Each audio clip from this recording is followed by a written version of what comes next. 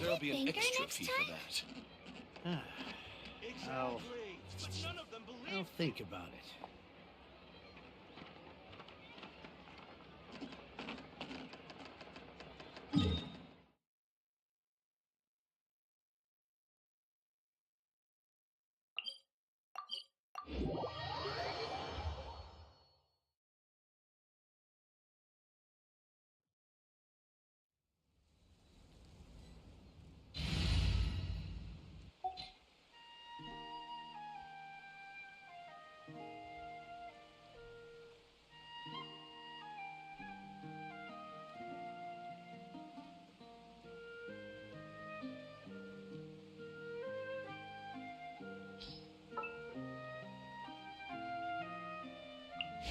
My blade will lead us through the shadows.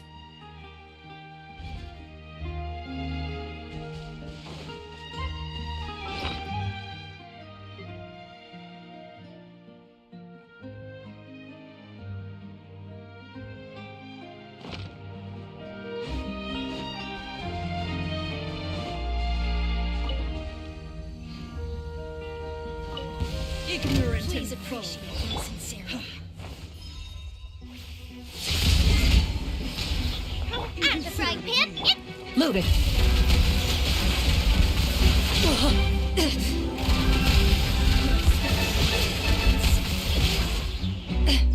Hunt them down.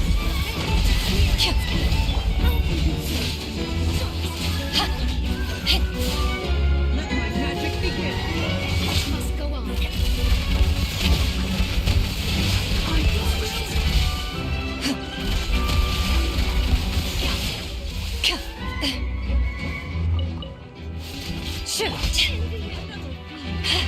Everybody stand back!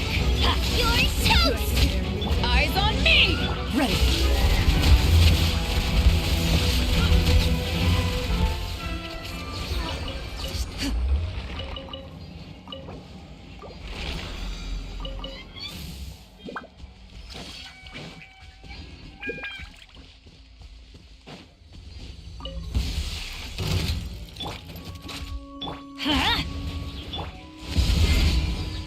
Loaded.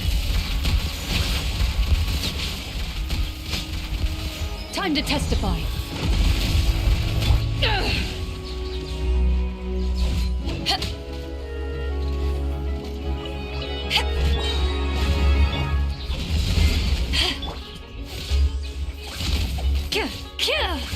Ready.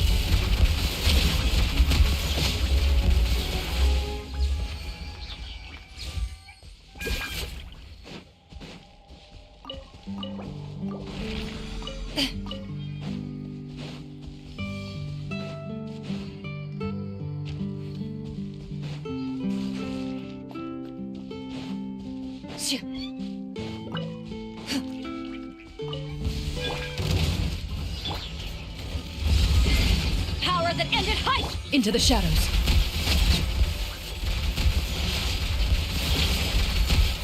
Where evil lurks, shoot on sight.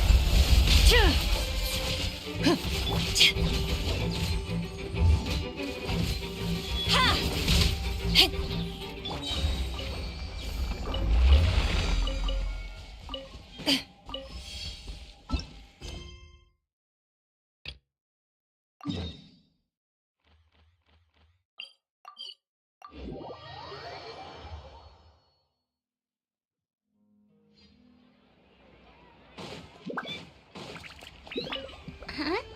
Do you also see Navia and Clorinde over there? They look like they might have run into some kind of trouble. Let's go check out what's going on!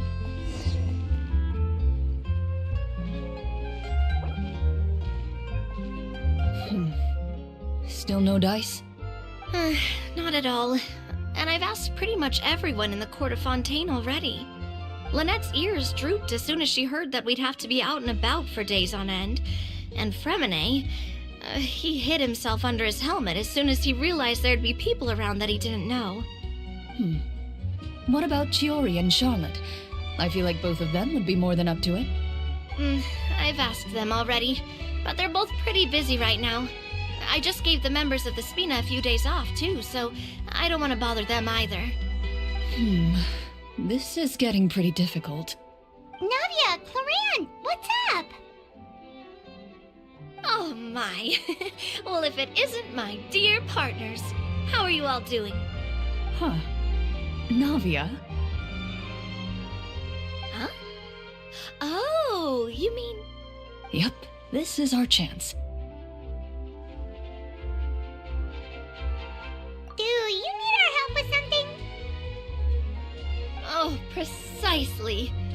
My dear partners, we've got a huge problem right now that only you can solve. Whoa, for real? Absolutely.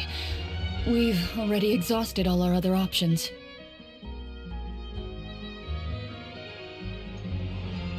Traveler, Paimon, would you join us and play Marechaussee Hunter Judgment Day?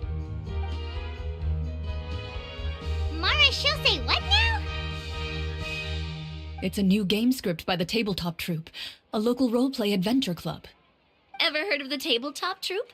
They put out games that allow you to participate in a story and roleplay characters with your friends. Oh, I've loved their stuff ever since I was a kid. That sounds super interesting. Clorinde and I are both veteran members of the club. Recently, someone came up with a new script and was looking for people to help playtest it for them. And when they asked, of course I couldn't refuse. I mean, come on, a brand new script? Nobody has ever played it before. Generally speaking, scripts at that level of development have a lot of issues, but I think this one is pretty solid. The author obviously put a lot of work into the story, and the world building is also quite credible. Whoa. I know I was the one that handed you the script, but some of us haven't read it yet. No spoilers, please. Anyway, the script calls for a team of 4. Ah, yes. We're missing one final player right now. So, you're saying you'll help us out? I knew I could count on you, partner. Paimon and the Traveler are kind of a package deal. Is that okay? That's not a problem. I'll adjust the pace based on the actual number of players and ensure that everyone has a good time. Well, Traveler, what do you think? Wanna play? Paimon will follow your lead. Well, that solves our problem. You have our thanks. Woohoo! I'll go grab the script manager from the club right away. The script manager? Didn't you just say that you gave Clorinde the script? The club introduced a completely new kind of gameplay for the script. In this iteration, the Game Master's version of the script is incomplete. The script manager provides the next part of the script only after players have completed the current list of objectives. On top of that, in order to increase player immersion, the club has created some of the story's sets and scenes in real life. We'll only know where we should go once the script manager reveals the starting location. Wow, you're right. Whoever wrote this script really did put in a lot of work. And it's got a real healthy amount of suspense, right? I mean, even the GM doesn't know how the story will end. I look forward to experiencing it with you all. Why don't you go meet up with the others first? They should all be waiting at Chioria Boutique. I'll come over with the script manager as soon as I find them. Sounds good. Remember to always watch where you're going, and don't rush. You say that like I'm 6 years old or something. Let me think. What kind of character should I play this time? I just hope you'll pick up some useful skills this time. Oh, and stop trying to persuade every animal you come across.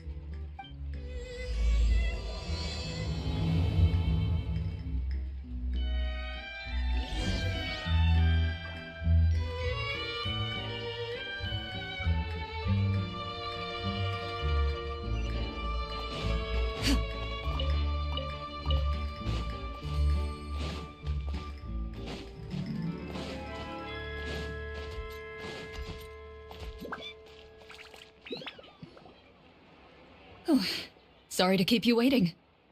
Ah, you're back! Huh? And you've got the Traveler and Paimon with you, too! What a pleasant surprise. I assume you'll be joining us for the game then? Linny, Farina! Paimon didn't know you were playing too. Are you also members of the tabletop troupe? I'm more of a casual member, if anything. I haven't taken part in many formal club activities.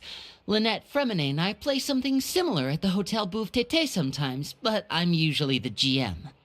Still, I'm sure it'll be fun being a player for the first time. I'm looking forward to it. Well, I'm not a member of the club at all. Clorinde simply woke me up first thing this morning, said there was a good script worth experiencing, and asked if I wanted in. If you're interested, I can give you a referral. That should give you a 40% discount on membership fees. I think I'll wait to see how this experience plays out first, especially when it comes to the quality of the script. If it's sufficiently fun, then I'll join. Do you participate in a lot of tabletop troupe activities, Clorinde? You could say that. She's actually one of the few senior game masters of the troupe. Ah, right. I knew about that even when she was still my subordinate. It's nothing. Really, just a small hobby of mine. Wow. Paimon's so used to seeing you be all upstanding and intimidating as the champion duelist. It's kind of hard to imagine you role-playing with a bunch of friends.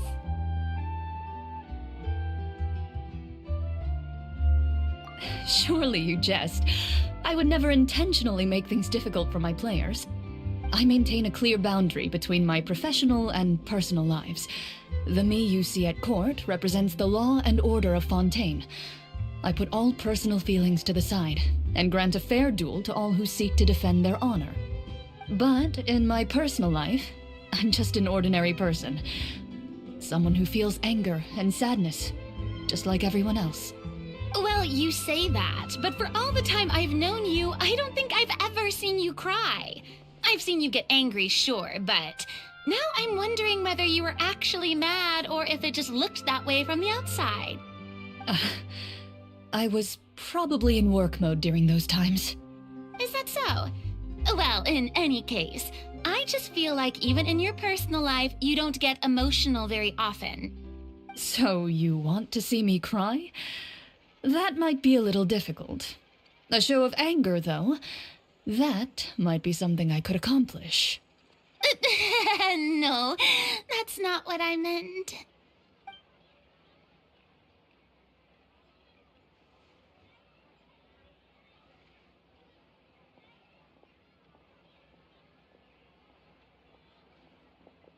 Ah, I'm back!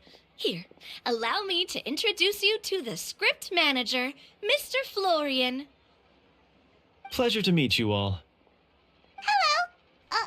Wait, are you a champion duelist too, Mr. Florian? Oh, no. This is just the costume provided by the club. I occasionally play a few of the roles in my scripts. That sounds like a lot of work. It's nothing. It's the least we can do to give the players a more immersive experience. Anyway, allow me to give you a brief introduction of the script. This script was adapted from the real history of the Marechaussee Hunters. You all will play the role of hunters from a bygone era and resolve a series of events unfolding in the capital. Paimon's not super familiar with the history of the Marechaussee Hunters. Is that a problem? Oh, no problem at all. I can give you a brief rundown. So, basically, Marechaussee Hunters were people who dedicated themselves to hunting monsters and protecting the city by using a special swordsmanship technique passed down over generations. Their story can be traced back to the ancient Remurian dynasty, as well as the first hunter, Cassiodor. But I'll leave the finer details for you to seek out and discover later. And I'll provide additional commentary as the story progresses. In that case, brave hunters, are you ready to set out on an unknown adventure? Whoa, just one sentence and it's like we're in the story already! Aha, I see many a determined gaze before me. Very well, head over to this location and begin your heroic journey. So, as we follow the story, it leads us to specific scenes? Ooh, sounds pretty innovative. What does the message in the envelope say? It's the exact location of the scene, as well as the formal permission to use the venue. Seems like they have everything prepared. Please check all your belongings, everyone, and make sure you haven't forgotten anything. Once you're ready, please follow me to the designated location. Sounds good. Hunter Squad, move out!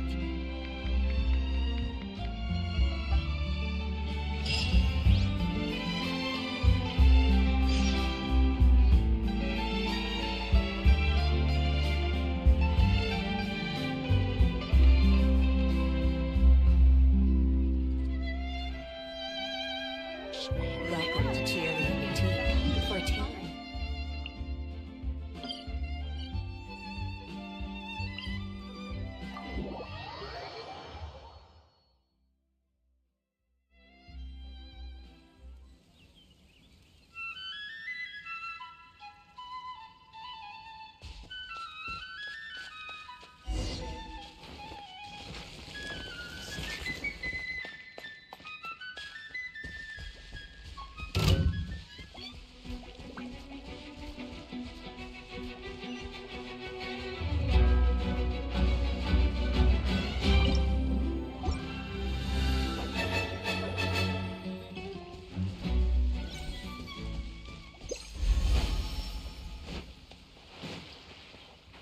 Ready.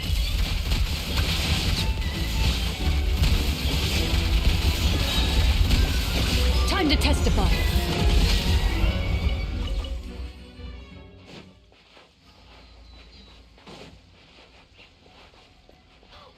Loaded.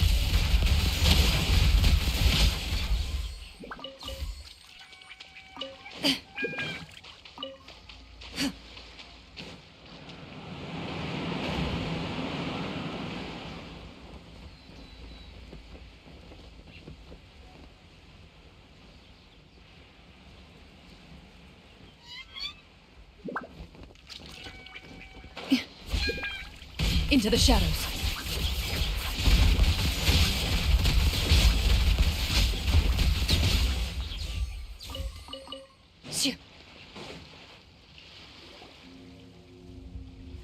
Whoa, they really have thought of everything.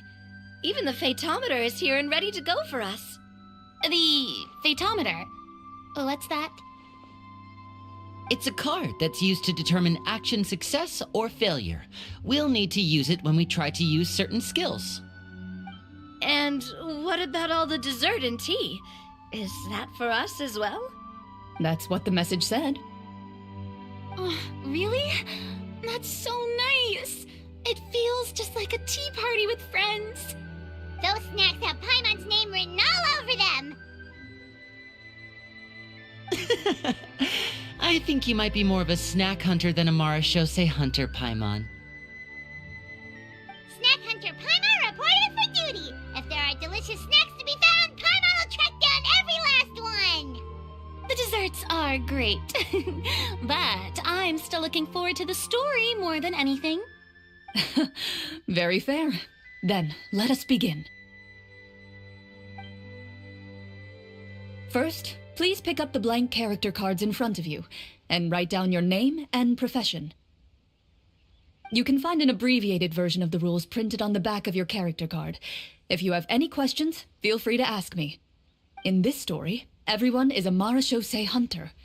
To reflect this, the club has prepared a small badge for everyone. Ooh, nice. As hunters, you have proficiency in swordsmanship and fighting by default, so there's no need to allocate any additional skill points to those areas. Swordsmanship? So there's a fighting part to all of this? Paimon's not sure she can do all that on her own. Maybe Paimon can just stick with you? Why don't you share a character card then? The Traveler will be the Marashose hunter, and you can be her little floating assistant. Kinda like in real life. So, for the name, do I fill it out with the name of my character? Yep, it can be any name you like. You can use your real name too if you want. I do that whenever I get too lazy to think of a new name. Oh, Oh, so it would be like experiencing a different life, but still as yourself. That's not a bad idea.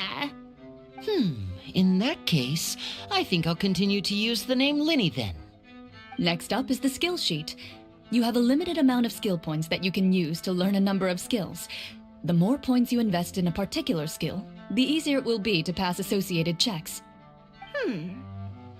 I'll take persuasion and investigation. Those are must-haves when it comes to missions like these. Oh, those skills sound like they'd be useful for gathering intelligence. Good idea, Navia. Just as expected of a veteran player. So should we also take those skills then? Not necessarily. Since we're working together as a team, we could leave the negotiations to Navia and use our skill points to pick up other useful skills. For example, I think I'll take stealth and sleight of hand. That will give us more options if we run into any situations we can't negotiate our way out of. Oh, interesting. I wasn't thinking about it like that. I suppose it's not so different from an acting troupe. Everyone has their own role to play. Let me see. I'll take arts and performance. I'm not quite sure what use they'll be, but I'm not as knowledgeable about the other skills, and I'm not too confident I'd be able to roleplay them well. Well, that leaves us. What do you want to learn, Traveler?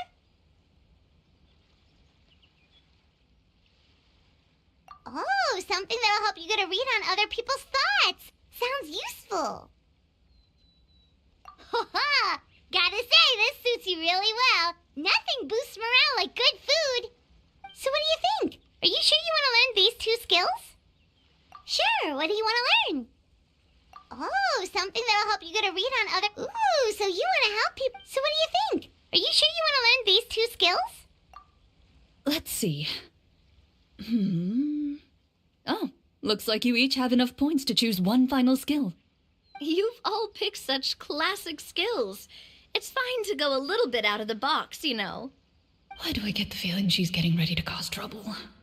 For example, this one here. Summon. Doesn't it sound super mysterious and cool? Oh, I saw that one just now as well. The description says, this skill can be used under certain circumstances to summon characters or creatures that fit the script's world-building rules. The script's world-building rules, huh? But how are we supposed to know what a Marashose hunter can summon? Oh, that's not for us to worry about, my friend. Just learn the skills that interest you, and the GM will take care of the rest. All right, you've convinced Paimon. Let's learn summon then. Paimon can't wait to see what kind of thing shows up. Well, now that everyone's more or less finished creating their characters, we can begin. Since two of our players are doing this for the first time, though, let me ask. Would you like to play on easy mode or authentic mode? What's the difference between the two? Well, in role-playing games, the story sometimes changes based on the decisions of the players and the results of the Fatometer. For example, if you fail a check, that means you cannot use the target skill in that scenario. A critical failure may even result in further negative consequences.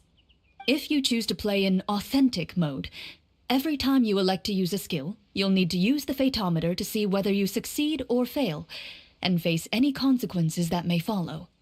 If you choose easy mode instead, every check will be successful by default, and you won't have to worry about luck playing a factor.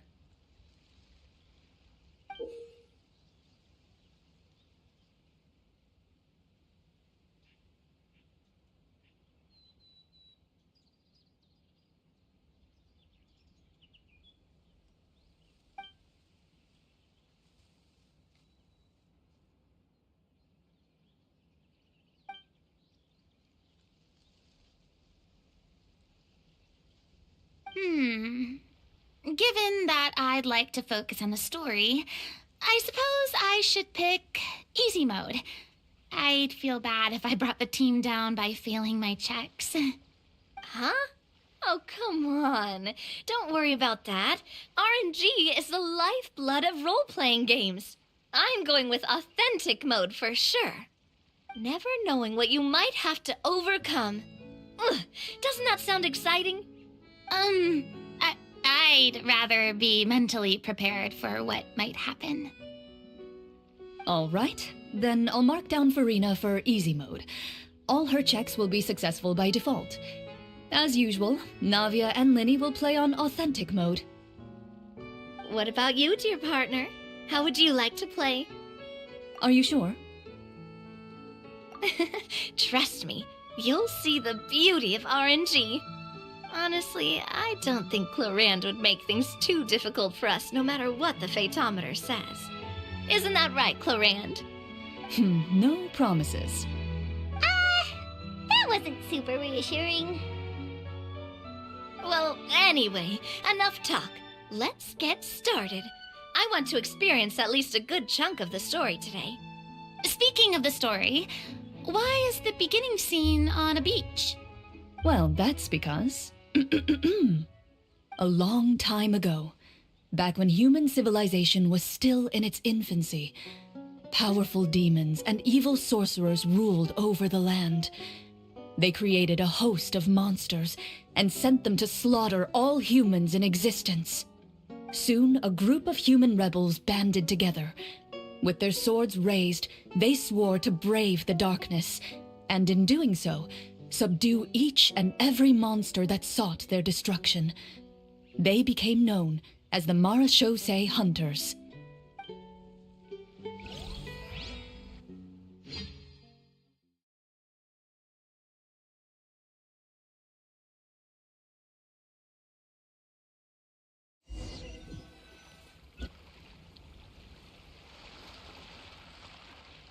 Sometime later, as a member of the Marachose Hunters, you receive a commission. Following the address provided on the message, you take a boat and arrive at this strange city. As you inhale, you can taste the slightly salty air of the docks as you begin to survey your surroundings. There aren't many people in the vicinity, but you do take note of a few others who, like you, seem to be sizing up this place. Your eyes meet, and you realize these people are fellow Marachose Hunters, likely led to this location after receiving the same commission as you. You're all Marachose Hunters too, right? Allow me to introduce myself. The name's Navia, monster hunter by trade and helpful neighborhood businesswoman on the side. What say you to traveling together? We can help each other out on the road. Okay, count me in. My name is Linny. I've been wandering since I was little and picked up a few less than legal tricks along the way. I was adopted by a Marachose hunter and later chose to follow in his footsteps. Is this where you introduce your character to everyone? It sounds like they've done this dozens of times. My name is Farina, and, I grew up in a noble family. I always had a strong interest in performance and the arts. Even though I'm a Marachose hunter, what I really want is to be a performing artiste. Hey, that's really cool. You can do it, Farina. That's exactly how it's done. Paimon is Paimon, a good friend and companion to this Marachose hunter right here. I've been studying medicine ever since I was a child. I want to do my part to eradicate these monsters and use what I've learned to heal others. Oh, welcome. When we face the monsters, I'll make sure to charge in front to give everyone some cover. You can take care of the healing at the back. You open your envelopes at the same time. The message reads, "To the honorable and trustworthy Marachose Hunters, our kingdom is currently facing a grave crisis.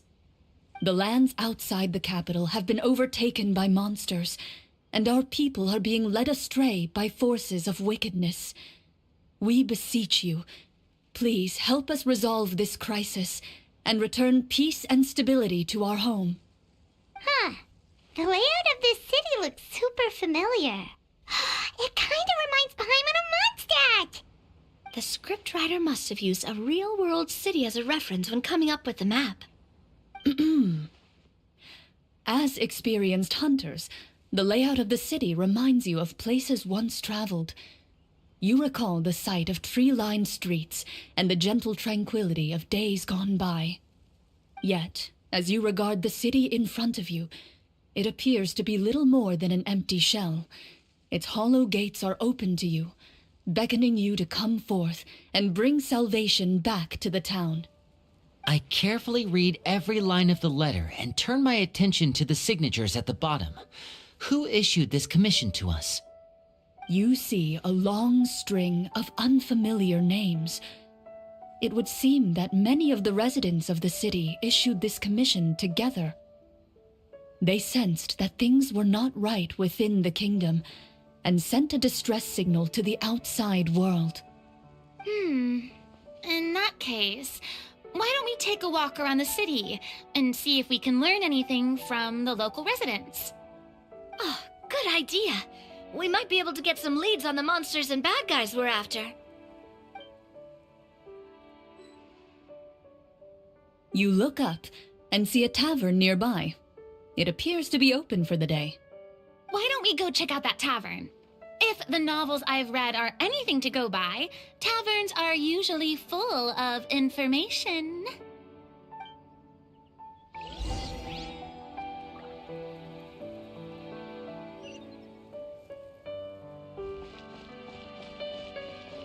As you approach the tavern, you find a plainly dressed woman standing nearby. She appears to be rather troubled about something.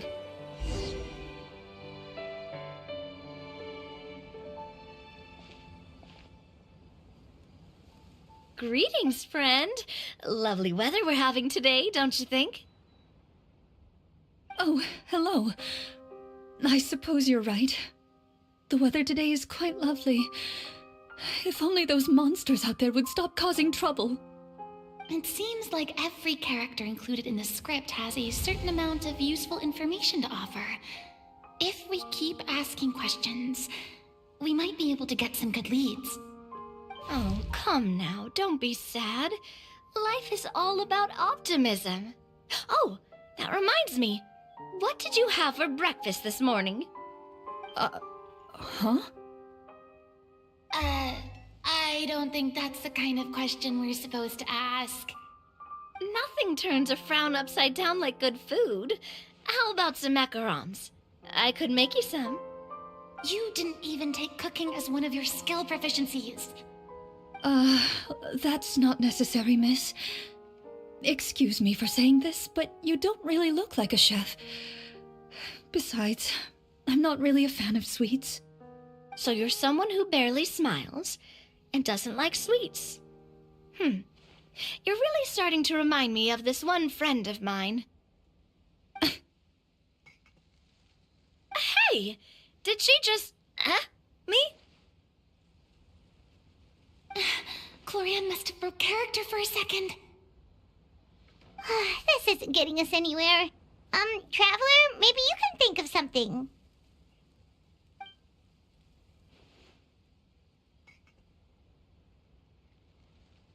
The results of insight checks aren't disclosed to the players, so I'll be the one consulting the phaetometer.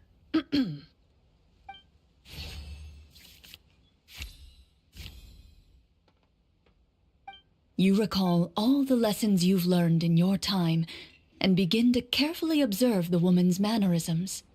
You notice that when she's quiet, she has an empty look in her eyes, as if her thoughts have drifted to a place far, far away.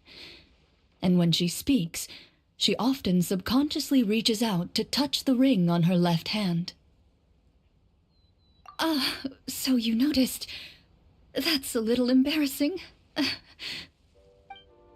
A horde of monsters suddenly appeared near the capital recently, so all the guards were dispatched to fight them.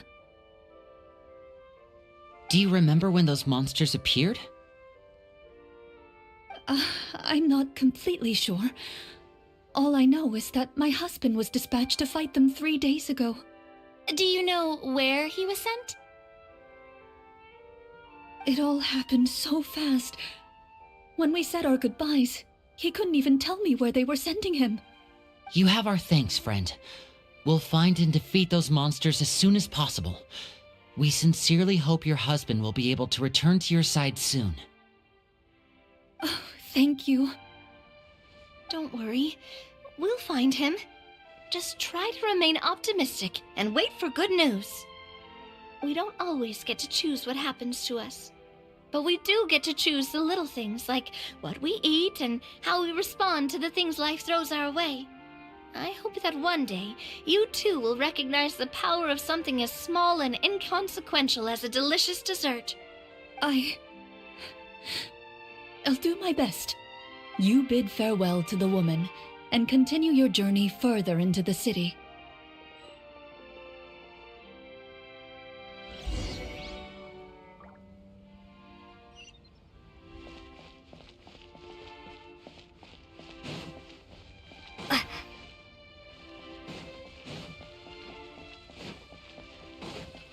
As you venture further into the city, the streets appear largely empty.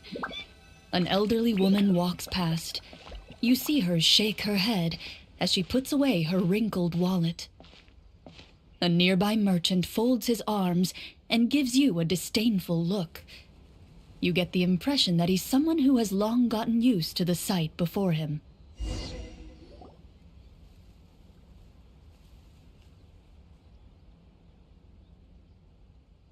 Although he doesn't seem very friendly, merchants are usually a good source of information, right? Pardon me, sir. I'd like to ask a question if I may. That depends. How much are you willing to pay? How about this much? What do you take me for? Some lowly beggar? You can't even buy half an onion with that amount. Surely an onion can't be that expensive, right? What do you know?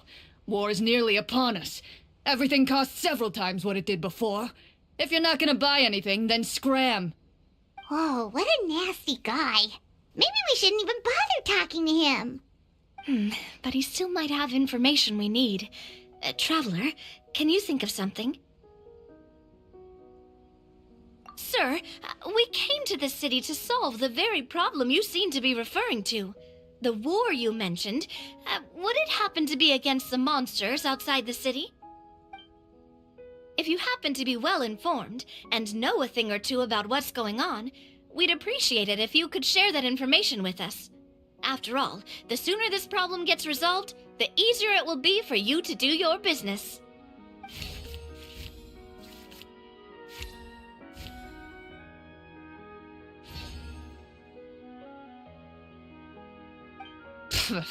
Well, things are basically as you said, young lady. Those monsters are camped outside the city, and they've been destroying all our trade routes. We have limited reserves within the city, so if this continues, we're all gonna be in big trouble. Wait, you're saying no one has put a plan in place to distribute supplies or maintain order? We could all starve, and those nobles in the palace wouldn't even break a sweat. Who knows?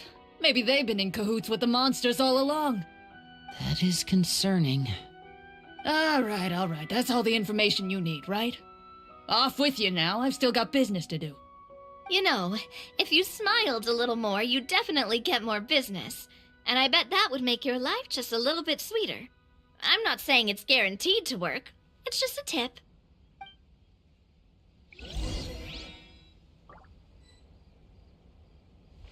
Should we try to go somewhere with more people?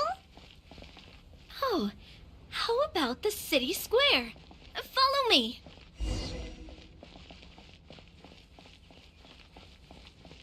It doesn't seem like there's any information to be gained from the area up ahead. You conclude that this area is best left unexplored at this...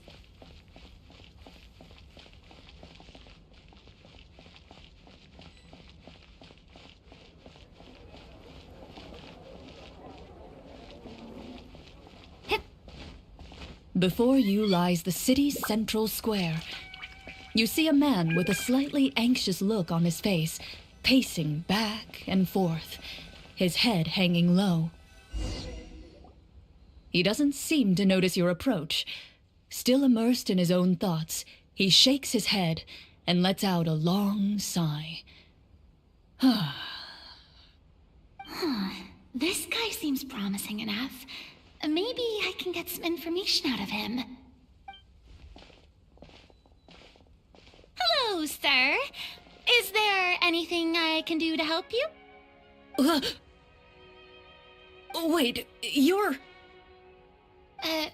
I'm...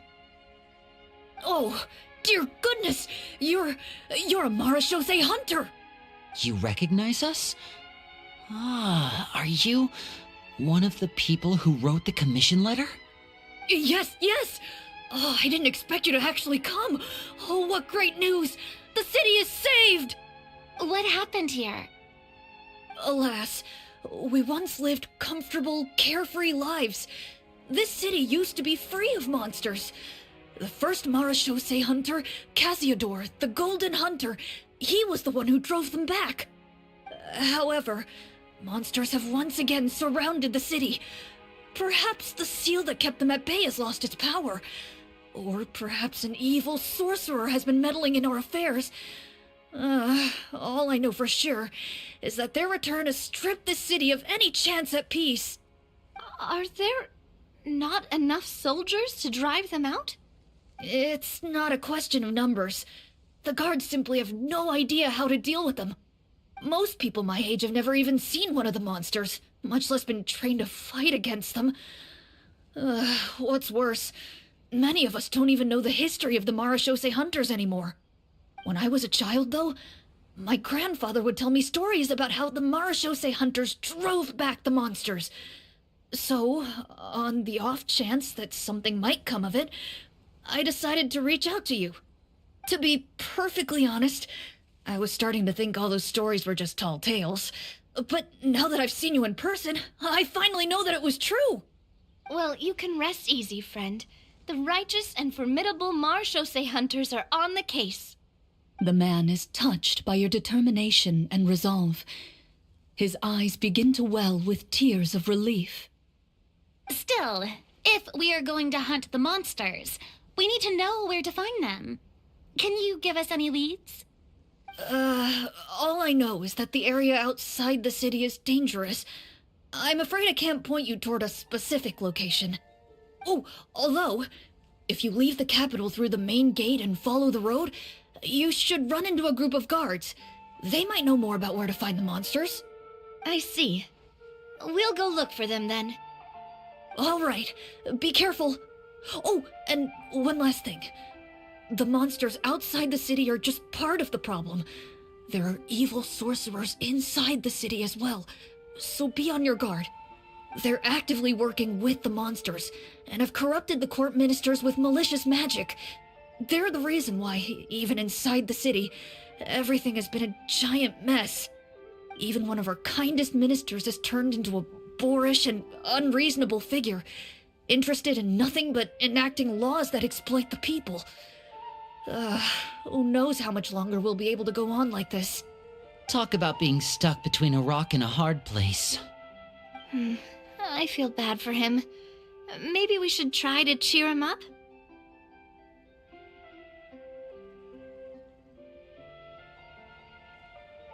Hey, not everything can be solved with food. I appreciate your kindness, but for now, it's more important to focus on the crisis at hand. Brave hunters, I leave the future of this kingdom to you.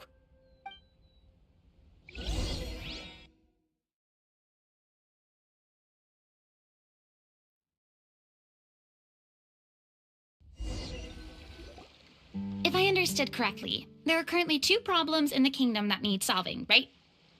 Exactly. We need to defeat the monsters outside the city and take down the evil sorcerer stirring up trouble from within. But which problem should we tackle first? Well, this seems like a good moment for a break. Take some time and discuss what you want to do. Let me know when you've made your decision. I really didn't expect the people in the city to keep us at arm's length like that. I totally thought the hunters would be treated like heroes. Well, Clorinde said the script the real history of Fontaine, right? Maybe the real-life Marushosei hunters were also treated like that. I wouldn't say it's a perfect representation of history, but there are definitely some similarities. Would you like to hear more about it?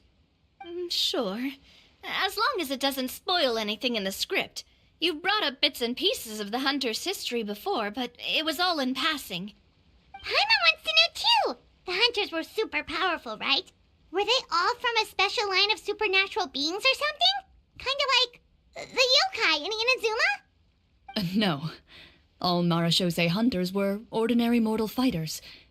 The only thing that set them apart were the special sword techniques passed down over the centuries. Huh? So you mean anyone could become a Marushosei hunter? In theory, yes. All you would need to do is survive the rigorous training and master the swordsmanship techniques required to fight the monsters.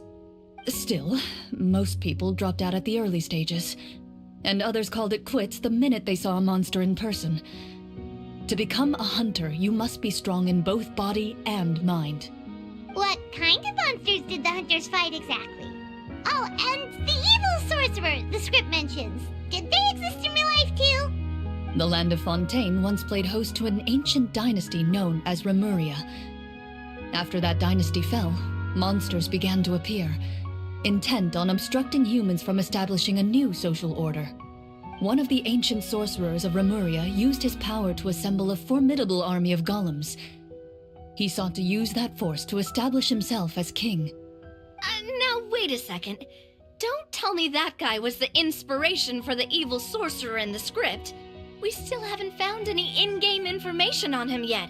So, why don't you talk about someone else for now? Well, I wasn't planning on going into anything you might be able to find out in the game. But if you want me to talk about something else, then... How about Casiodor, the Golden Hunter? Or Egeria, the ex-Hydro Archon? Wait, but those people are all from a super long time ago. Where did you learn all this, Clorinde? From my master. Huh. By master, you mean Miss Petronia? Someone you know? Absolutely.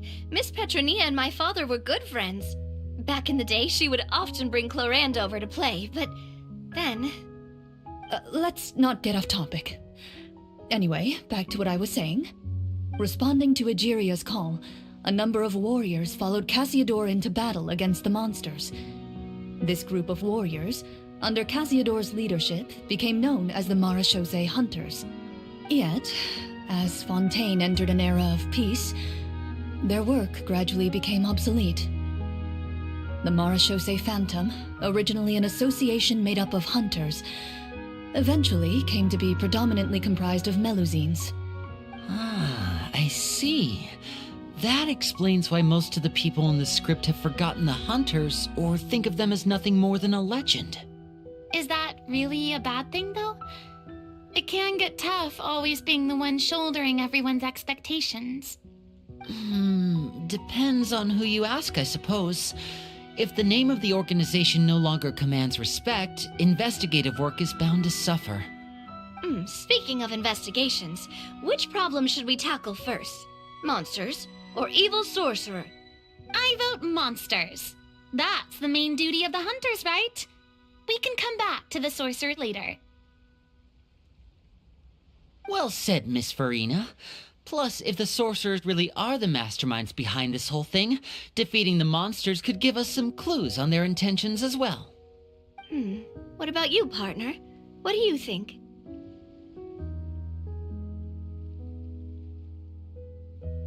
It's decided then. All right. After some discussion, you decide to turn around and head out of the city.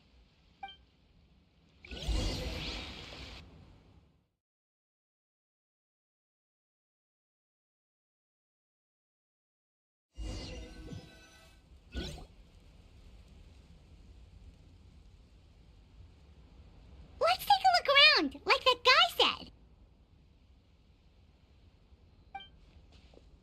You there! Outsiders, halt!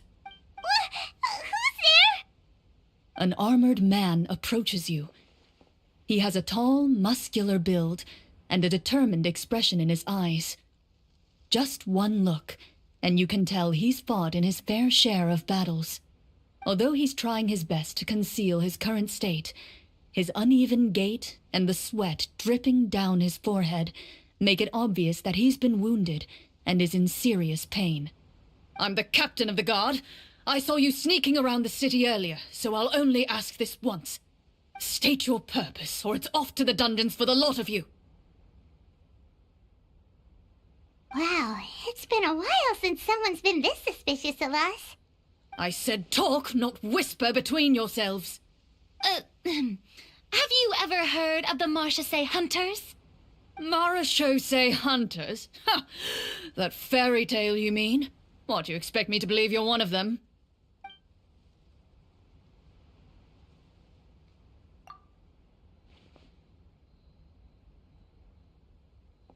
Sir, we were indeed in the city earlier, but our purpose was only to gather information on the monsters.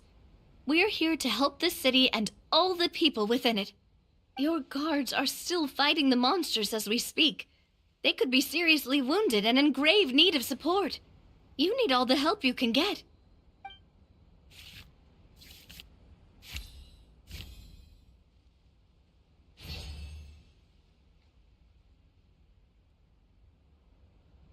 The man regards you with doubt and concern. After a period of inner struggle, he lets out a long sigh and informs you of the locations where the monsters have appeared. Those monsters aren't easy to deal with, but if you insist on going, I won't stop you either. I just hope all the guards will be able to come back to their families alive. I wish you the best of luck.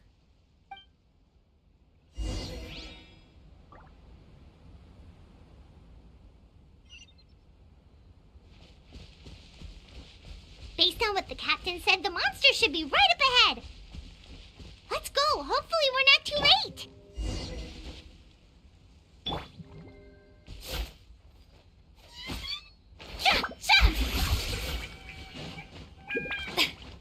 As you approach the battlefield, you see numerous people lying by the side of the road. They appear to be dressed like guards. Their faces are filled with desperation and terror. Some are screaming and cursing in vain, as if still trying to banish the monstrosities they saw from their minds.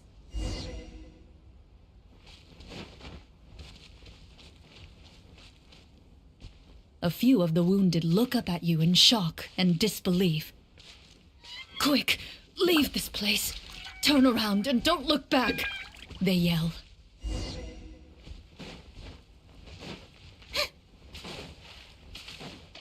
It doesn't seem like there's any information to be gained from the area up ahead. You conclude that this area is best left unexplored at this time.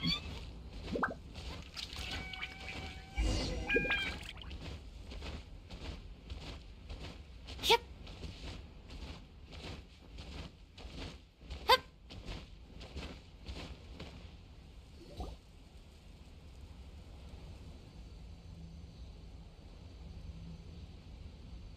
This is the place he mentioned, right? You see broken iron swords scattered all around you, and downed trees riddled with terrifying claw marks. All the signs point to one thing. A truly devastating battle just took place here. Be on your guard, everyone. The monsters might still be around. Before you can finish your sentence, you hear rustling sounds from the surrounding bushes. The monsters have emerged. They close in on you without fear. You get the impression that, in their bloodthirsty eyes, you're just another meal for them to devour. A little help here! This thing wants to eat Paimon! Your battle round begins now.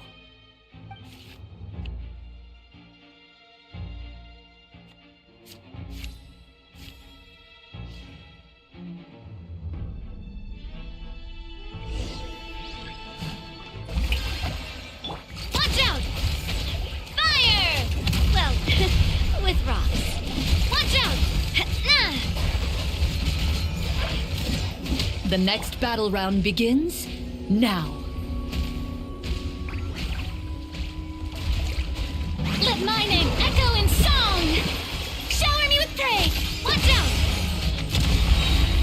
Hiya!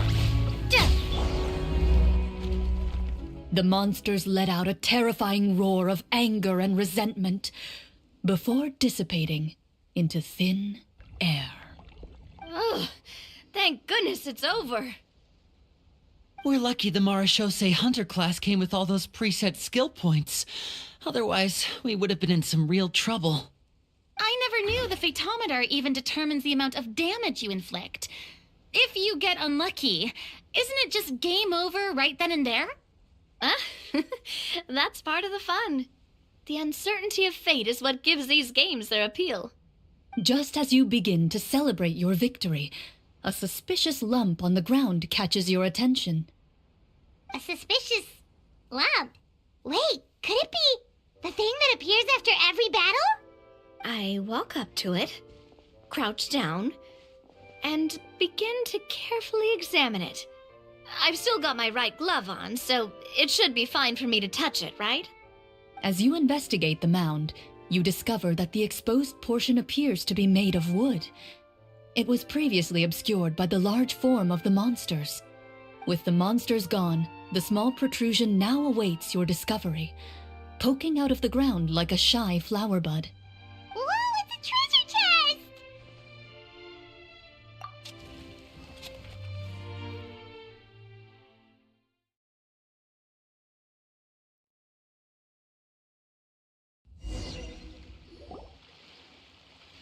With everyone's help, you successfully excavate the wooden chest from the ground.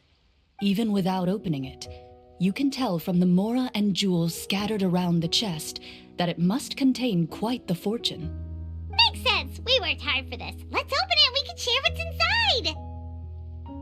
inside. I can understand your excitement, Paimon, but think about it.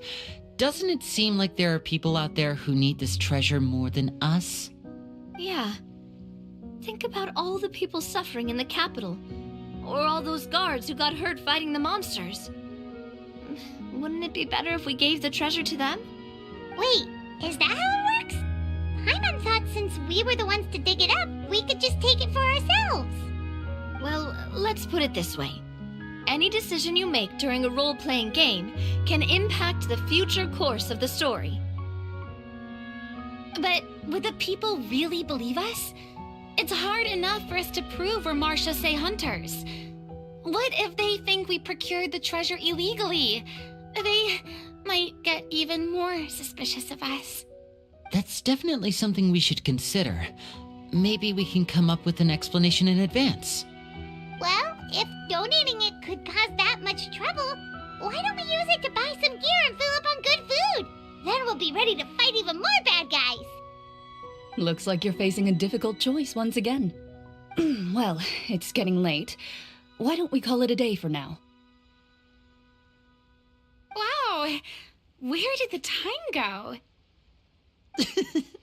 I'm not sure if it's because I'm having so much fun with you all or because the story is particularly enticing, but I feel like I could almost keep going. Hear, hear. Ooh, how about we play through the night? I'm not sure I'll have enough energy for that.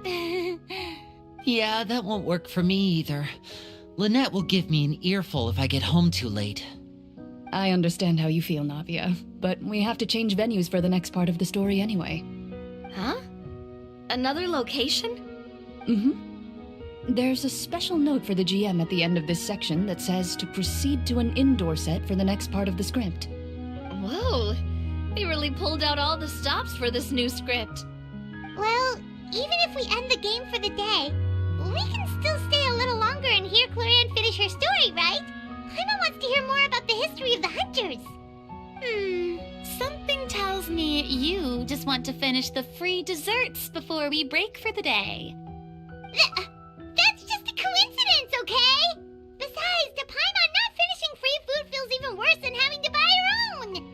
And anyway, Paimon really does want to hear more about Clorinde's master. Well...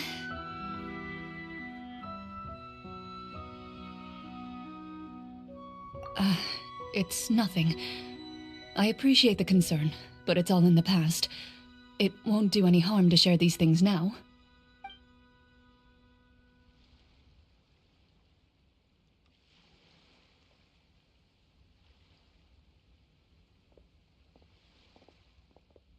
My earliest memories are of living with Master.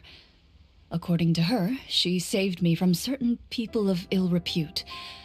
My birth parents had left me behind some time before that. What a heavy beginning for a life story. Master was a fascinating individual, if inexperienced in the ways of raising children. My first ever toy was a short sword. Although I suppose it wasn't so much a toy as something Master removed from her waist and handed to a noisy child in need of distraction. Oh, wait, so she handed an actual sword to a child? Isn't that dangerous? Did you hurt yourself? Of course I did. I cut my palm and bled quite a lot. But Master was not concerned. She just stood there and casually lectured me about it. See, that's what you get for not holding the sword properly, she told me. She then crouched down next to me and said, "Give me your hand. I'll teach you to bandage this wound. After that, it's time to learn how to truly hold a blade." Excuse me for asking this, Clorinde, but how old were you exactly when all this happened? Probably around, 3, give or take. 3? Isn't that when most kids are still struggling to hold a fork? As I said, Master was rather inexperienced in the ways of raising children. She believed trial and error was the best way to teach a child what they're capable of. I'm not so sure this is a question of experience. I didn't see anything wrong with her ways at the time. And anyway, children don't get to choose how they're raised. Oh, she did bring me back a pet from Liyue once. It was a Geovishap hatchling. A Geovishap hatchling? For a pet? That seems even more dangerous! What she said was this: make sure to get along, you two. If you really can't agree on something, just settle it with a fight. Whoever loses is the real pet. And how old were you when this happened? 5. Well, No, I lost. So, you're saying you actually became the Geovishap's pet? Yes, but only for a week. By the end of that week, I defeated it in combat, and we've shared a cordial relationship ever since. that really doesn't sound like the kind of childhood someone should have. Later on, I gradually understood that Master most likely didn't know any other way to raise a child. She was a marechaussee hunter, but I never heard her bring up her own parents. Thanks to her, I learned how to navigate the forest by the age of 6, and could hunt monsters in the wild by myself the year after that. Even though the training she subjected me to was strict, she always made sure to take me traveling when she had the time. We met many of her friends during those days. That was also how I met Mr. Callis and his family. I still remember the first time we met. You were too scared to join our picnic and hid behind Ms. Petronia the whole time.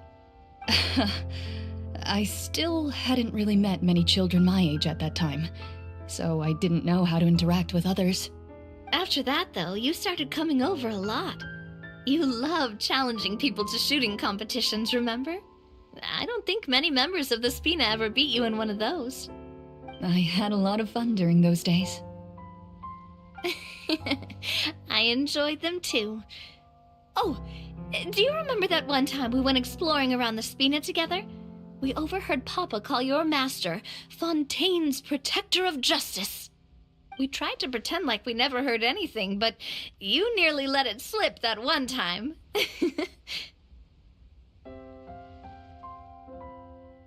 Protector of Justice?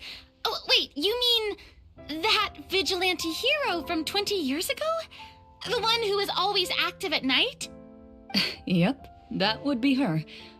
She often would put on a black cloak and go out at night. I never knew where she went or what she was doing. Until, like Navia said, we overheard the truth from Mr. Callis that night. 20 years ago, huh? I still remember the guards leaving all kinds of witness reports about her on Nervalette's desk. My apologies. Oh, there's no need to apologize. You had nothing to do with it. And anyway, everything she did was for a good cause.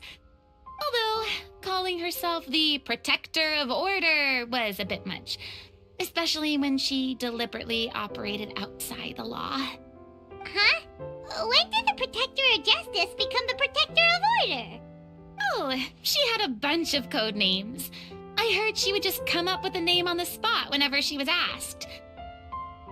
Later on, she probably got sick of answering those questions and decided to stick to just two: the Protector of Justice and the Protector of Order. That sounds like her, all right. I bet she forgot which of the two she'd used by the time she got back each night.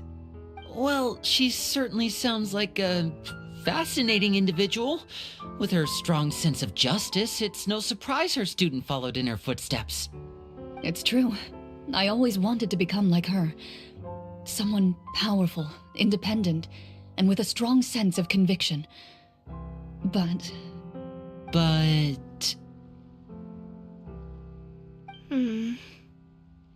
She suddenly disappeared the night I turned 10 years old.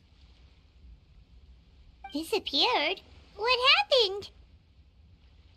I have no idea. She didn't even leave a note. I was never able to find out where she went. That night, I was celebrating my birthday at Navia's house, but Master never came to pick me up. When I returned home on my own, it was to an empty house. When she still didn't appear after a few days, I went to Mr. Callus's house to ask about her whereabouts, but he only shook his head. Papa probably didn't know either. I know he sent a few people to investigate the matter in secret, but they never found any credible leads. Don't worry, I understand. To be perfectly honest, given Master's personality and way of doing things, it all made a lot of sense. If I had to guess, I'd say she probably used it as an opportunity to force me to become independent. Just like how, when a litter of kittens reaches a certain age, the mother willingly leaves them behind. Were you upset, Clorinde?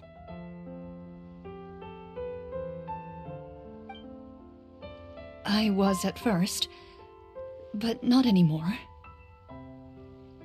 I don't believe Master would suddenly disappear for no reason.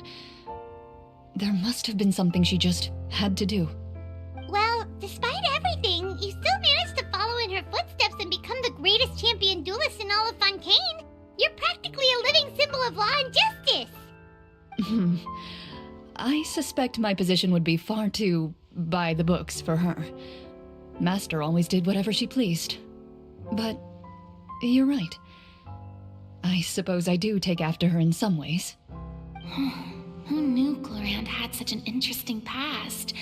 I never had the chance to ask her about it before. And I wonder, if Clorinde's master were the champion duelist back then, would that duel against Mr. Callus have gone differently? Oh no. Judging by the atmosphere, Clorinde and Navia are probably thinking something similar. The mood just got super awkward all of a sudden.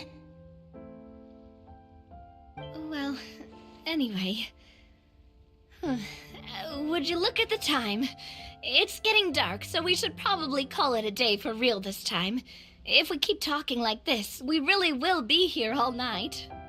I had a great time today, Miss Clorinde. Thank you for being our GM. Anytime.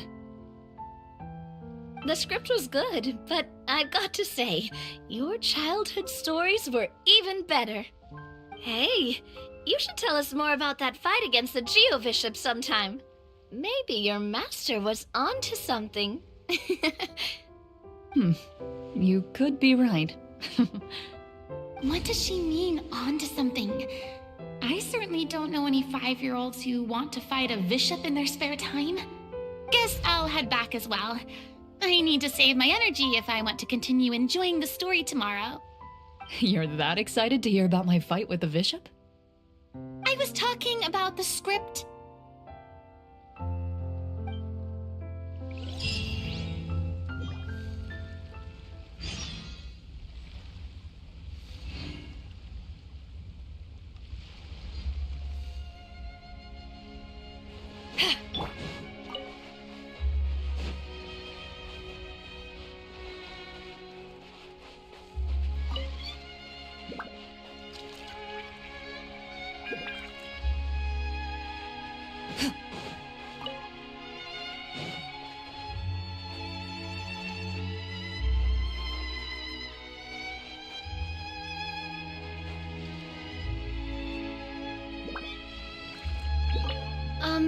Just between the two of us, could you tell me what it was like to be the Geovishop's pet? It was nothing special, really. Geovishops don't understand the concept of a pet. So basically, it just headbutted me whenever I entered its territory. And that hurt? Yeah, it hurt. What, something you want to experience for yourself? Oh, I'm good. Thanks.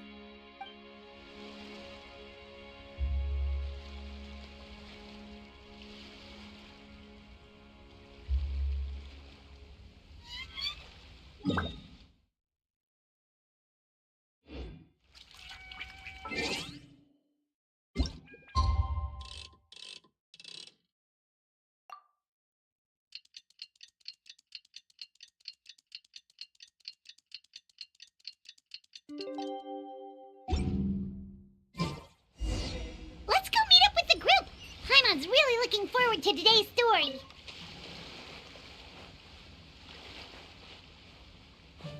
Shoo, huh.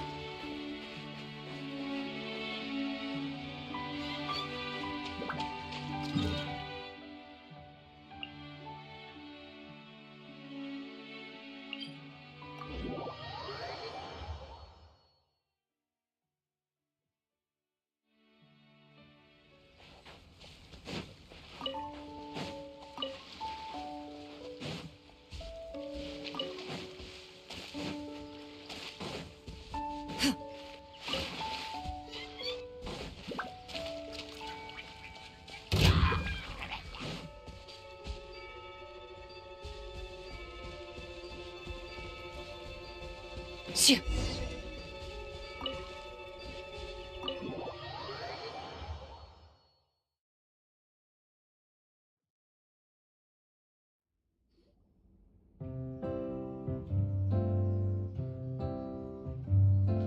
Looks like everyone's here. Now, before we begin, why don't we finish where we left off yesterday? There was an important decision to be made, yes? I'll pour everyone a cup of tea. Is that really the most important part, though, Clorinde? Paimon's more concerned about our current surroundings. Heavy walls, cold railings, dim lights. This is obviously supposed to be a prison. I admire the work put into the set. Still, it's obvious the scriptwriter has never paid a visit to the fortress of Rapperia. So the set is going to be a part of the script? Unfortunately, that is something I can neither confirm nor deny. Anyone think Clorinde's smile is starting to look kinda scary? Well, whatever happens, we'll just have to push on. But first, we should really figure out what to do with this treasure. If we're worried about arousing suspicion because of our identity, why don't we give ourselves a different name, just like Clorinde's master did? Yeah, it might be better to keep a low profile. As long as we're helping people, it doesn't matter who we are or what we're called. Staring at me won't get you anywhere. Or did you want some more tea? Oh, Paimon's good. Thanks. Why aren't you saying anything, Navia? Wait, what's that next to you? Oh, this is the short sword Clorinde mentioned last night. I found it. Huh. I'm surprised you managed to track it down after all this time. Well, I made sure to take good care of it, considering the circumstances in which you gave it to me. Of course I had to keep it safe. Anyway, where were we? Oh, right. I was just thinking about all the potential ways for us to break out of prison. We could dig a tunnel, or try to bribe the guards. Wait, we haven't been thrown into prison yet, have we? Well, it's only a matter of time. It pays to be prepared. Just like how you should always have an umbrella on hand, even when it's sunny. Alright, Paimon's made up her mind. Let's just give the treasure away. Paimon may have wanted to keep it, but if it's going to land us in prison somehow, Paimon will be too upset to enjoy her snacks. So, you reached an agreement? All right then, we can continue with the story. Oh, and we'll collect all the scattered pieces of treasure on the ground as well. All right. You collect the treasure and make your way back to the capital with your bag of loot in hand.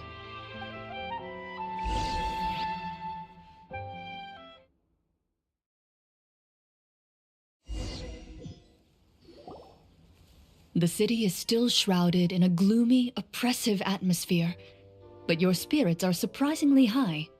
In places where sunlight struggles to reach, you generously share your wealth with the children, the elderly, and the poor in urgent need of help. Thank you, kind soul. The elderly woman's look of gratitude follows you as you walk away, her eyes never leaving your back until you move entirely out of sight. However, there's still quite a bit of Mora remaining. It appears you haven't made much progress. She's probably trying to tell us to speed this up. We need to hurry up so we can address the sorcerer problem. Should we go find that man again at the square? He seemed like a pretty responsible guy. I'm sure he knows the people here far better than us. Oh, good idea! Just as you start to make way to the square, intent on finding the man again, there's a voice.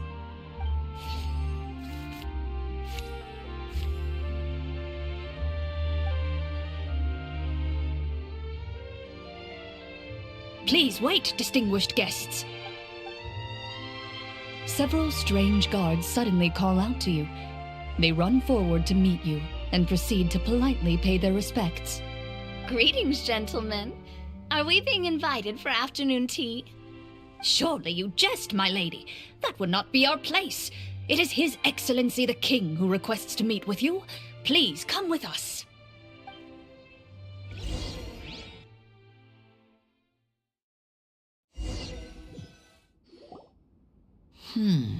Do you think this could be a trap?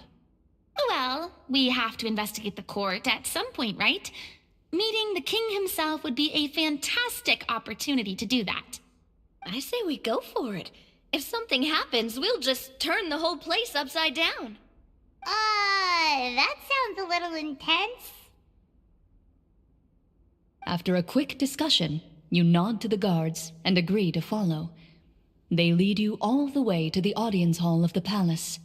Gilded tables line both sides of the hall.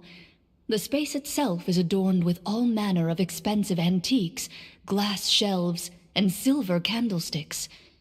The items appear quite ordinary in size and dimension, yet their presence somehow makes the emptiness of the hall feel even more surreal and ominous. Wow, it's so luxurious! The elderly king, clad in a magnificent robe, sits upon the deep crimson throne before you. He wears above his head a majestic crown, with a gemstone the size of a bird's egg set right at the very front. As you observe it, you see a complex pattern of light reflect off its surface. They're here, Your Majesty. A man dressed in dark clothes, likely a minister, shields his mouth with his hands and bends down to whisper a few words to the king. After a moment, he lowers his hands and stands back up. His gaze shifts to fixate on your group, but he does not move from his place at the king's side. The king does not appear entirely aware of his surroundings. The man by his side, though, we should keep a close eye on him. The king remains still and says nothing. The minister is the one who speaks. Esteemed guests, allow me to thank you for coming to our faraway kingdom. Unfortunately, His Majesty the King finds himself quite exhausted from work. So please allow me, his Prime Minister, to welcome you in his stead. I've heard tell that your group, the Marechaussee Hunters, used your exceptional ability with the sword to repel the monsters near the capital. Such a great deed deserves to be rewarded. However, seeing that I was not fortunate enough to observe such a feat with my own eyes, you'll forgive me for seeking to verify the truth by speaking to you myself. Well, we've got nothing to hide. You brought us here to talk, right? So we'll just explain what happened.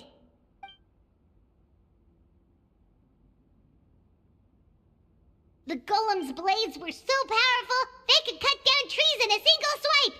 It took a lot of effort to defeat them, even for trained swordsmen like us. Well, that was enough details, right? Believe us now? Your account does indeed match those of the survivors. Since you were the ones who defeated the monsters, that must mean you are also in possession of the treasure they stole?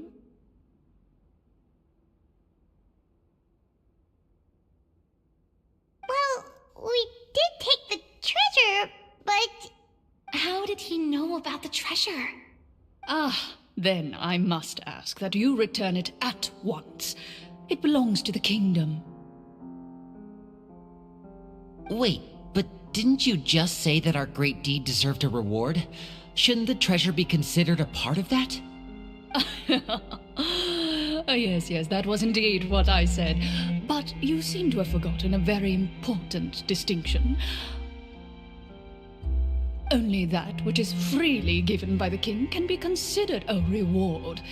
Taking the rightful wealth of a kingdom without said permission, on the other hand, is a crime. But that's completely unreasonable. Yeah, that makes no sense! If it weren't for us, the treasure would still be buried underground somewhere!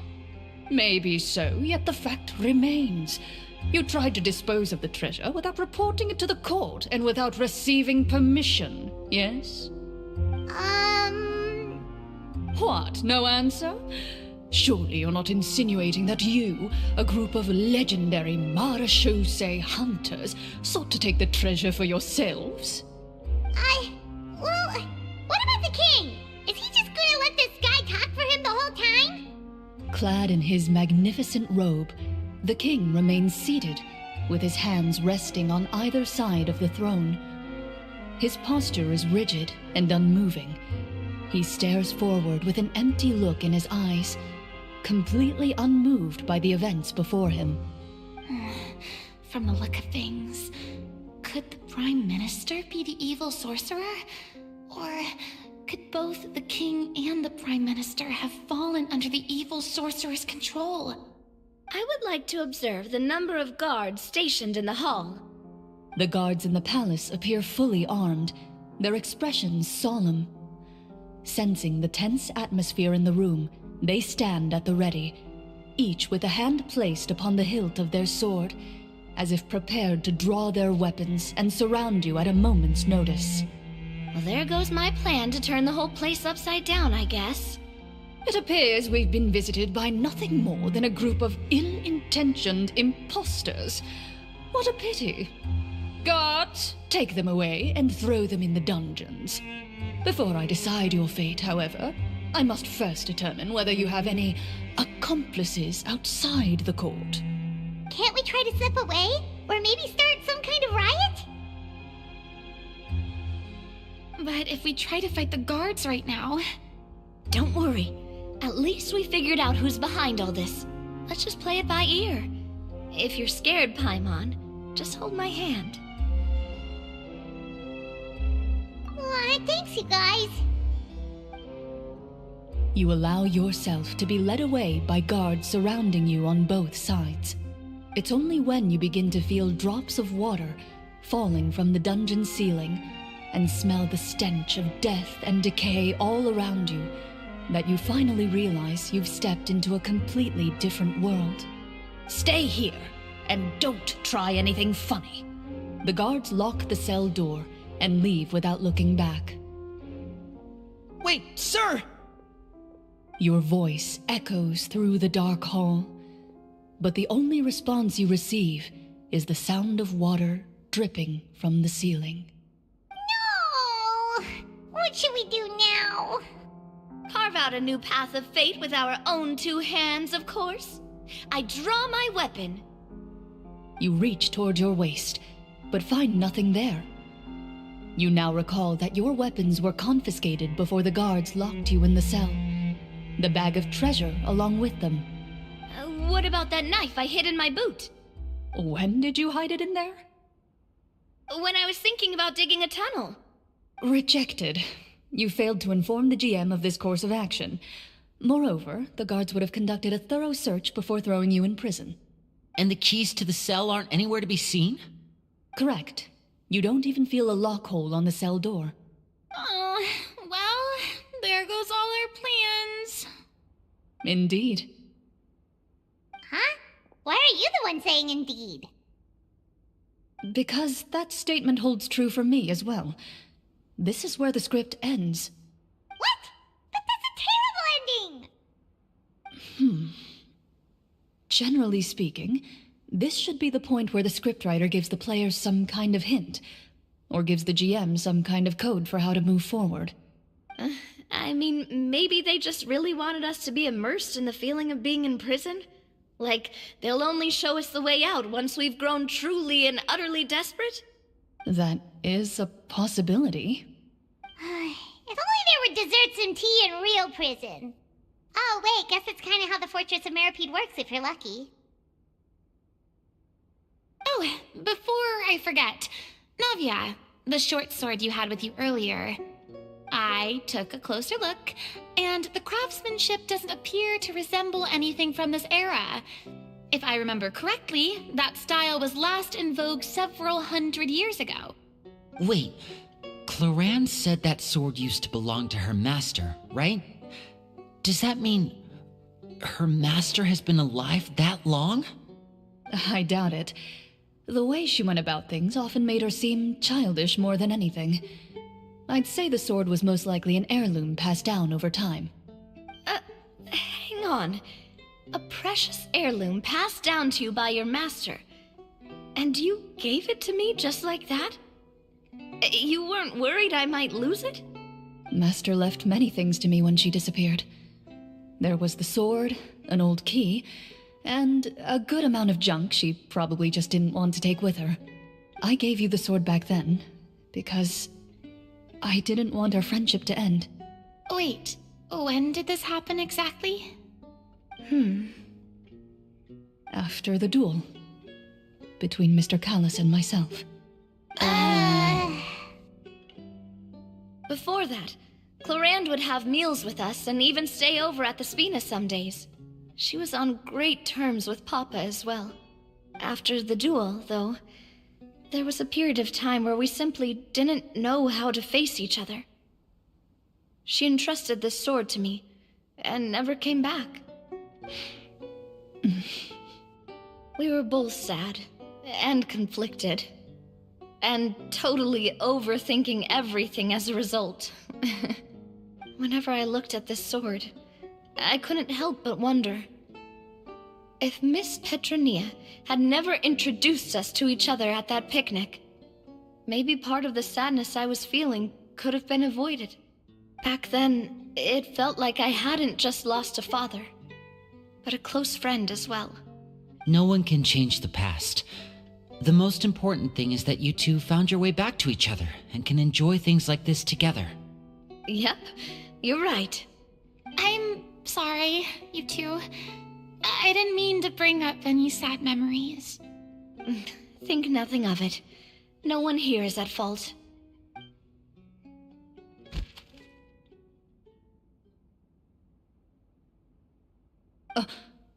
Huh?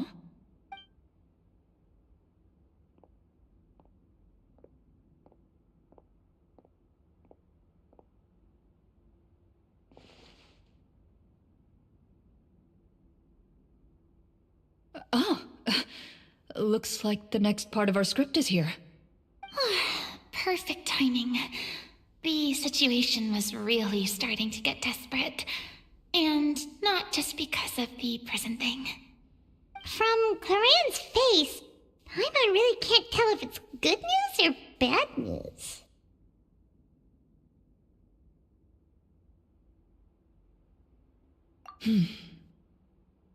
Water continues to drip from the ceiling.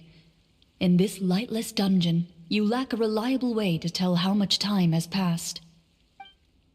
Eventually, you get used to the unpleasant odor of straw, mold, and rust, and find yourselves alternating between fits of drowsiness and despair. Suddenly, you hear footsteps outside the door. Heads up, everyone. Someone's coming. Gather close, everyone, and keep your voice down.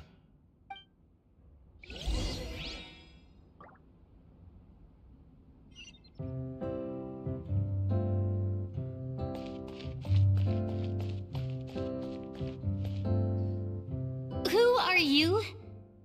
I work as a guard in these dungeons, but my true identity is the same as your own. I'm also a Marashose hunter. Huh? Shh. I've already sent away the other guards, but if we make too much noise... I understand, but how can we be sure we can trust you? The king has issued a formal decree. In light of the irrefutable proof of your crime, you're to be executed before tomorrow's sunrise. If you want to escape, it has to be now. Executed? We barely did anything! Monsters appearing at the same location as the treasure. Could this entire thing have been a trap? There will be time for speculation once we're out of here. As for my identity, I have no way to prove that to you just yet. Infiltrating the capital was difficult, and finding a chance to speak with you has taken a lot out of me. I could go on, but I think we can all agree that now is not the time for details.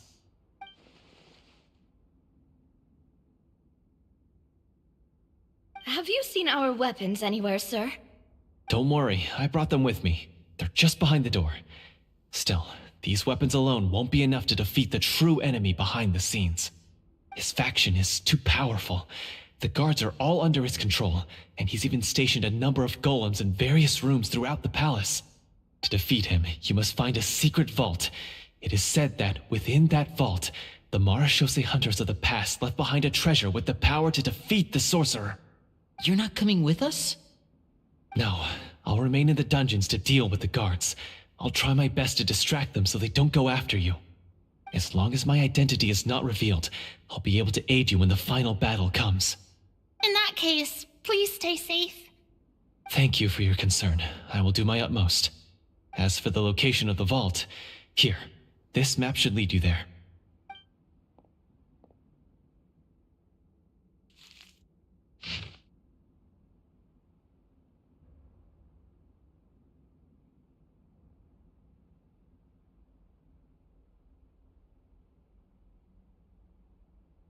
Got it.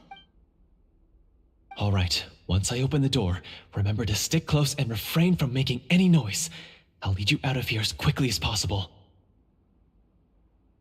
You now have the chance to restore the honor and legacy of the Marashose hunters. So please, get out there and reclaim what's ours. And be sure to exercise caution. With the help of the guard, you successfully escape the dungeons. Your sense of despair and anxiety both seem to fade as you continue your quest.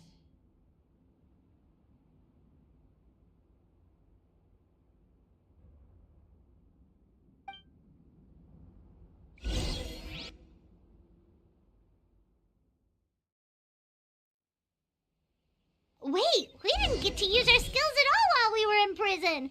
Who knows when we're gonna get the chance to use that cool summon spell? That is a pity, but we can only continue to move forward.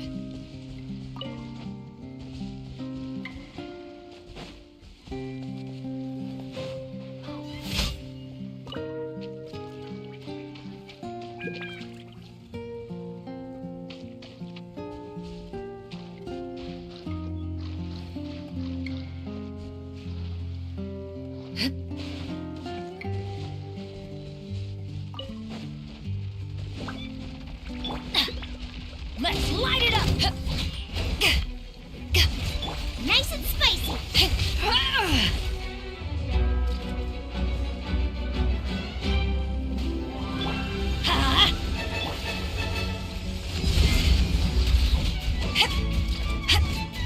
Eyes on me!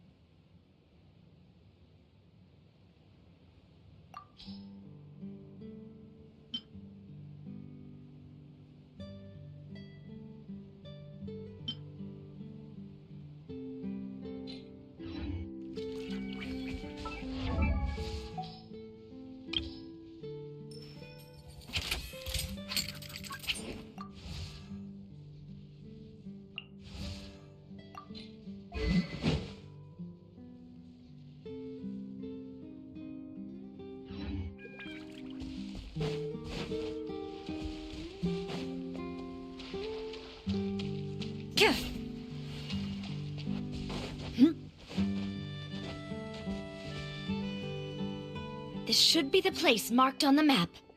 This bit of rock certainly looks suspicious.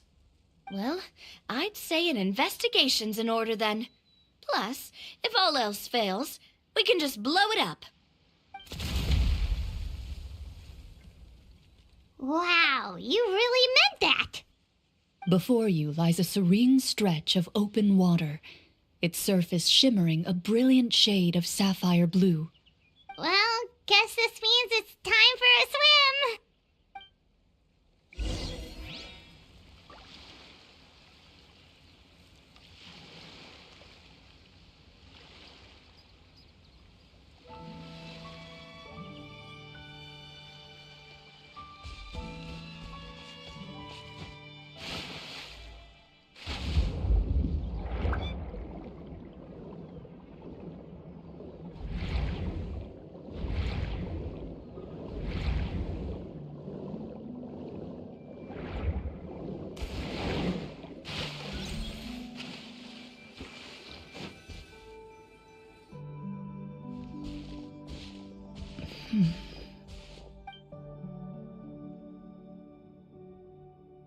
Oh, what's the matter? It's nothing. As you step into the cave, you find yourself in an eerily quiet space. Before you lies a narrow passageway that appears to trail off endlessly into the distance.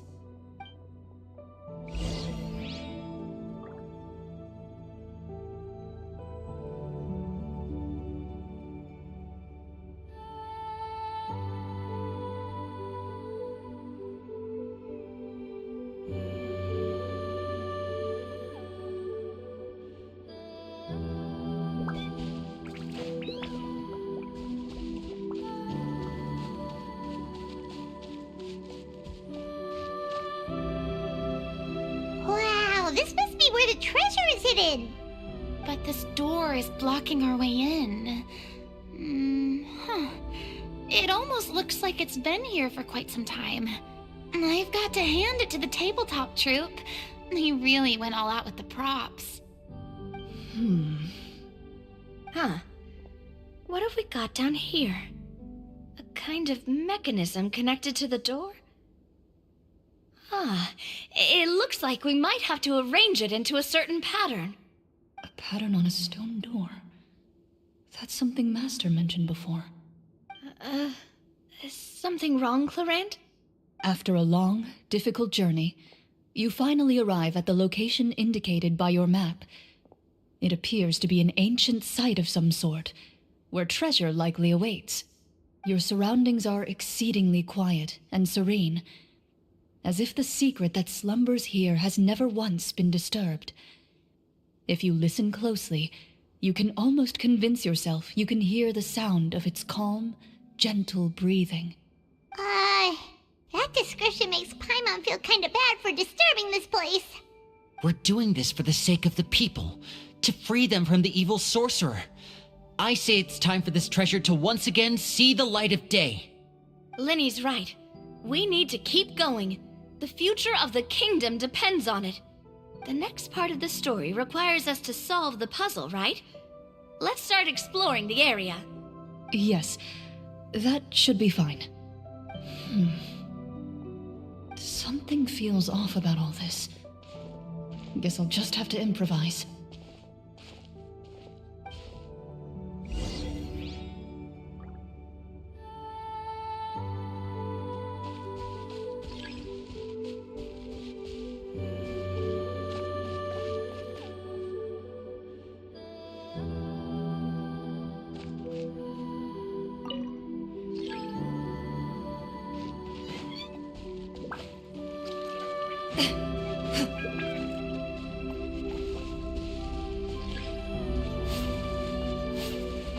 I found something! Found something here, too. Shoo.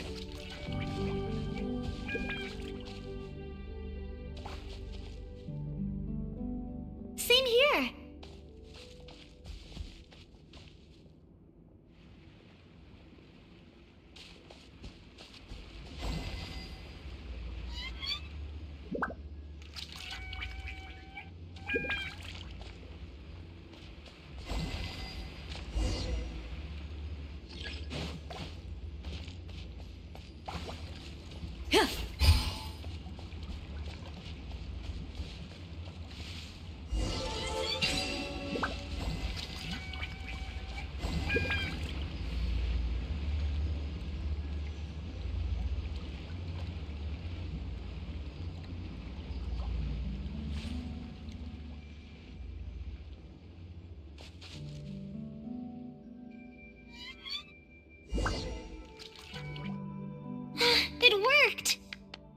something just appeared.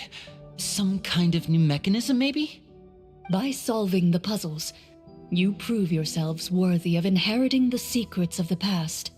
At the end of each puzzle, you're rewarded with With? a key.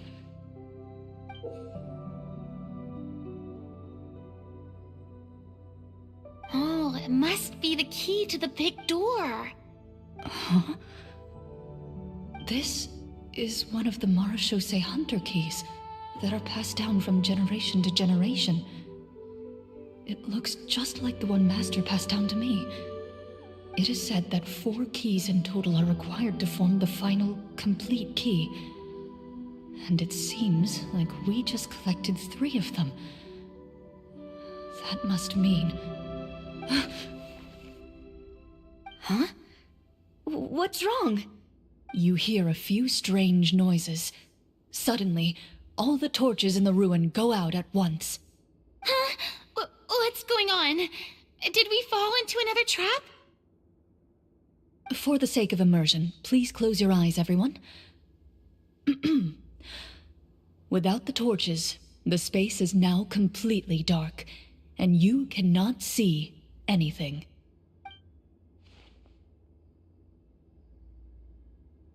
But Paimon can still see a little bit over here. Oh, right, sorry. Suddenly, you hear the sound of footsteps pierce through the darkness. There's someone else here? Oh, this is so unsettling. I can't see anything. I've been discovered then. Wait, that voice, it's... You recognize the voice as belonging to the guard who led you to this place. It appears he now covets the treasure for himself and has come to stake his claim. Oh, so this is just part of the script. Then I can probably relax. Well, if we can't see anything, that means we can't fight to the fullest of our abilities. Should we retreat for now? Judging by the way he's holding his sword, he must be a real Marechaussee hunter. But this isn't part of the script. Retreat? That's not the hunter way. If it's dark for us, then it's dark for him. We choose to fight. Your choice is noted. Please keep your eyes closed until I tell you the torches have been relit. This battle will be in the dark. You got it. Well then, let us begin.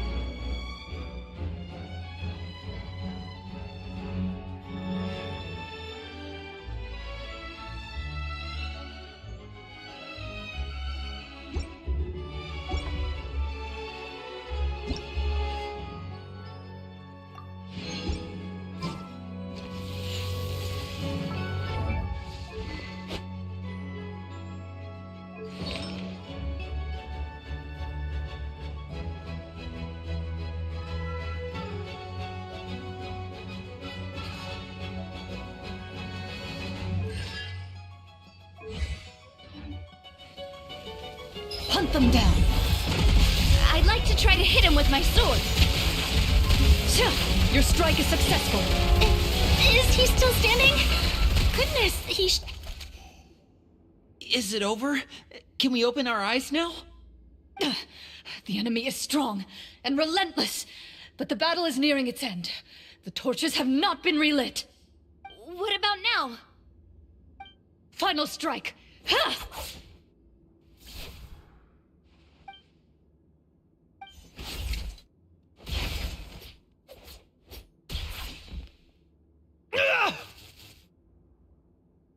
Oh, well, did we get him?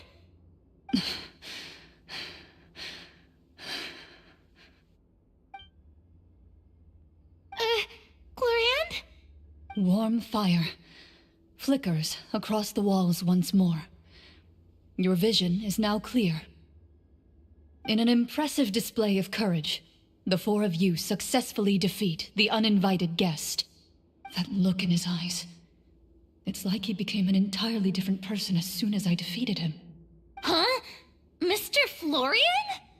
Oh, wait. We're supposed to be role-playing. I should stay in character. Speak your name, guard.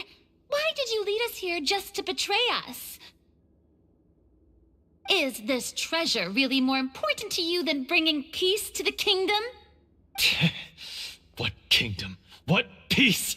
Those were nothing but lies. I, Florian, am a true Marechaussee hunter, descended from hunters of ages past. So he's also using his real name. Or, wait, was that the name of his character from the very beginning? Then I'm even more confused. If you truly are a Marechaussee hunter, shouldn't you want to help us just like you said before? Shouldn't we fight together for the sake of the people? What do you know? In this day and age, there's no glory to be had as a Marechaussee hunter. What's that supposed to mean? My skills were passed down to me by my father. We lived a life of obscurity in the remote wilderness. Still, he devoted everything he had to being a Marechaussee hunter. And what did he get in return? A life of poverty and pain. In a world that forgot all about him. When he died, not a single person came to mourn his passing. The Marechaussee hunters were the ones who saved this city. We're heroes. We deserved more recognition and respect than this. Is he talking about how no one in the capital seems to remember the hunters and their legacy? I didn't expect the script to contain this level of social criticism. So that's why you want to take the treasure for yourself? You feel like you're owed fame and wealth? If you already knew where the treasure was located, why didn't you just come down here and take it? Because I still needed the final key. Only a true Marechaussee hunter is capable of passing through this final door. As someone who sought to hurt others for his own gain, Florian lost that right long ago. Okay, but what is this treasure anyway? We've got all the keys, right? So can we just go in and take a look? You're sure you want to go in? We've been talking about it for so long. Of course we want to see what's inside. And we've already defeated Florian, right? So he won't try to take it from us anymore. Pesky brats. Watch yourself. Then let's open the door together. All right. Your choice of action is confirmed.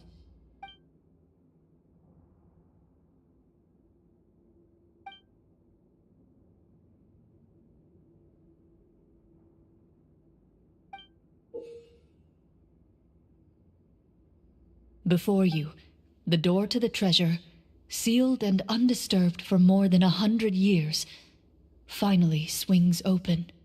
You hear the shrill wail of the door hinge as it rotates for the first time after years of disuse, almost like a sleeping giant letting out an extended yawn.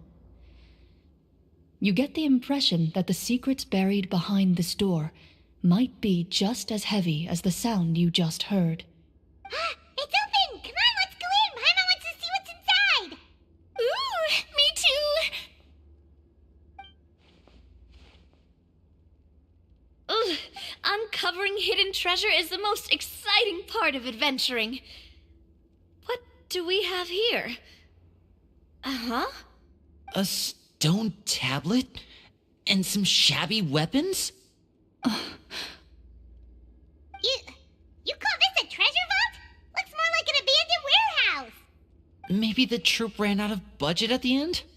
They provided a super immersive experience at the beginning only to drop the ball at the most important part. They could have at least filled this place with cardboard Mora or something. Wait, I get it now. Paimon, this is the real Marashose Hunter treasure. Huh? This is it? The Marashose Hunter treasure is just a stone slab and some broken swords? I can't believe it. I refuse to believe it!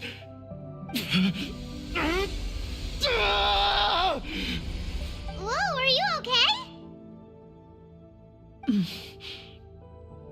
The Marashose Hunter before you appears to suffer a serious mental breakdown. He needs to leave the room for a moment to collect himself. One of you seems to understand the significance of the treasure already. If the rest of you wish to follow suit, you may remain here in the meantime and explore your surroundings.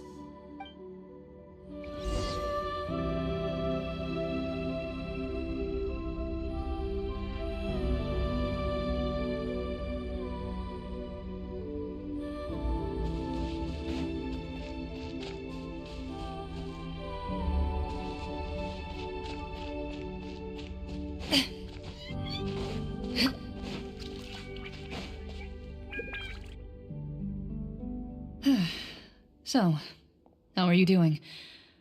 Feeling any better? What just happened? Do you remember how you got here? Or what happened to your body just now? I remember now. I brought you here because I wanted to...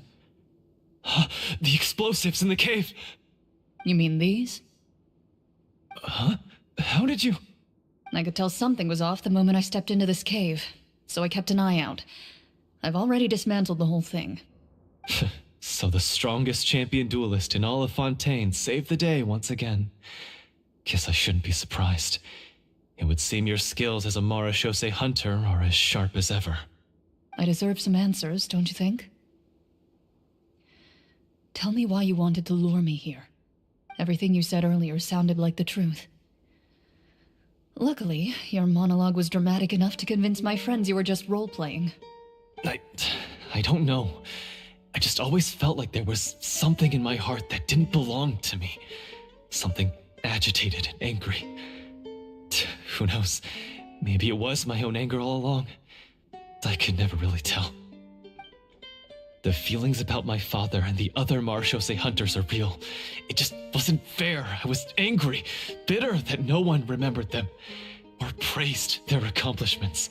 I don't know when it started, but at some point, my anger came to completely consume me. At that point, I remembered the legend my father used to tell me. The one about the treasure. But if the treasure was all you cared about, why plant all those explosives? Wouldn't they just destroy the treasure and bury you along with it? I can't remember. My head is a mess. It felt like there was this voice telling me to eliminate the hunters, but now it's gone. From your description, I suspect you were dealing with a devorator. Devorator? Oh, your master... your father, I mean... never talked about it? It was a kind of monster that was active several centuries ago. No, I've heard of it. I'm just not sure why you suddenly... Wait, it can't be. The seal! The seal? My family has served as Marashose hunters for many generations. But the title and swordsmanship weren't the only things passed down over our line. There was a seal as well. My father instructed me to always watch over that seal and maintain it regularly. He said it had been passed down over a truly ancient age, and protecting it was our clan's most important duty. But I neglected that duty after he died. I finally decided to come down and check on it one day, and that's where my memories become fuzzy. The Devorator would be a formidable adversary for any mortal being, even ones as capable as the Hunters. If you lacked the power to completely destroy it, you could easily fall prey to its influence and corruption. In light of this, some Marechaussee Hunters chose to seal the Devorator away, in the hopes that a permanent solution would come with the passage of time. I heard it has the power to amplify the obsessions and desires in people's hearts, to the point where they overtake you entirely. It would seem I'm not just lacking in skill with a blade, but in mental fortitude as well. And yet, you were able to retrieve 3 of the 4 keys. If I remember correctly, each was entrusted to a respected and capable hunter. How did you manage it? One of them belonged to my father. The second I stole from a different hunter. And the third was one that I snatched while the person was on the way home from the tavern. I nearly died in that alley. I know just how strong you are. It's as clear as day to everyone in Fontaine. I observed you from dusk to dawn, but could never find any opportunity to sneak up on you. I never even saw you drink a single glass of liquor. The only way I could think to obtain that last key was to lure you here using your hobby, and then... Oh, I get it now.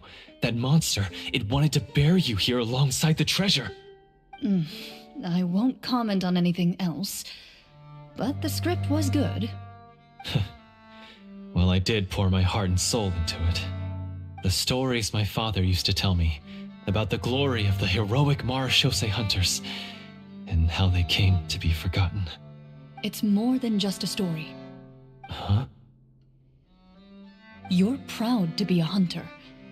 You're still holding onto that part of yourself, no matter how small. I have done so many despicable things. I have nothing to be proud of. Then explain the purpose of the evil sorcerer in your story. Huh?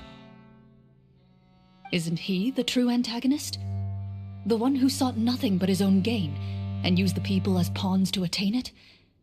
In your heart of hearts, he was the one you truly wanted to defeat. But I've already tainted my sword. I no longer have any right to...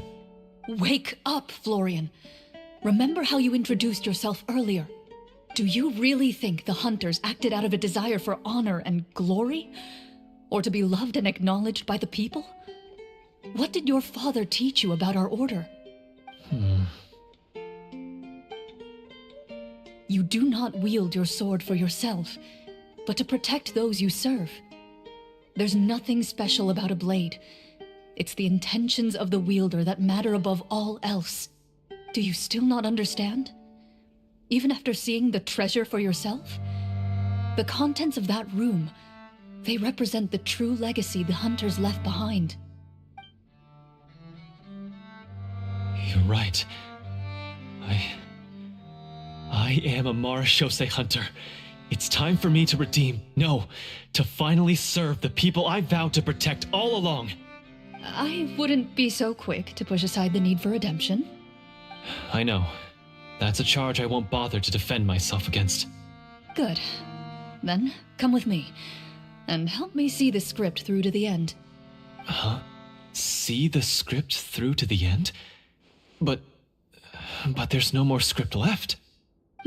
Never finished it, huh? No, I mean, I wrote the script with the sole purpose of luring you all here. There was no reason to write beyond this point. Then we'll just have to keep writing it. The evil sorcerer still needs to be defeated. You mean the Devorator? Are you saying I have to make up the rest of the script as we go along? Is that really so hard? You've already written most of it. Surely you can write an ending where the Hunters win and justice prevails. I'll be there to help you too. You aren't afraid your party will fall into danger? I know what my friends are capable of, and they're all quite skilled. Besides, I need their help. Then, are you going to tell them the truth about all this? I don't intend to spoil the fun. Sometimes, protecting dreams and fantasies is more important than exposing the truth. Don't you think?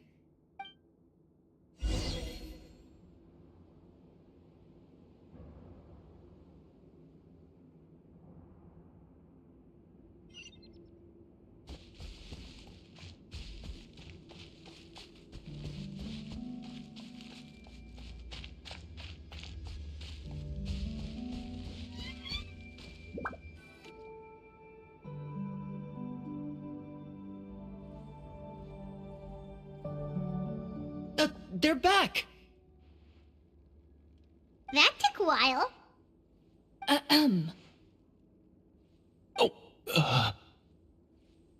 Ahem!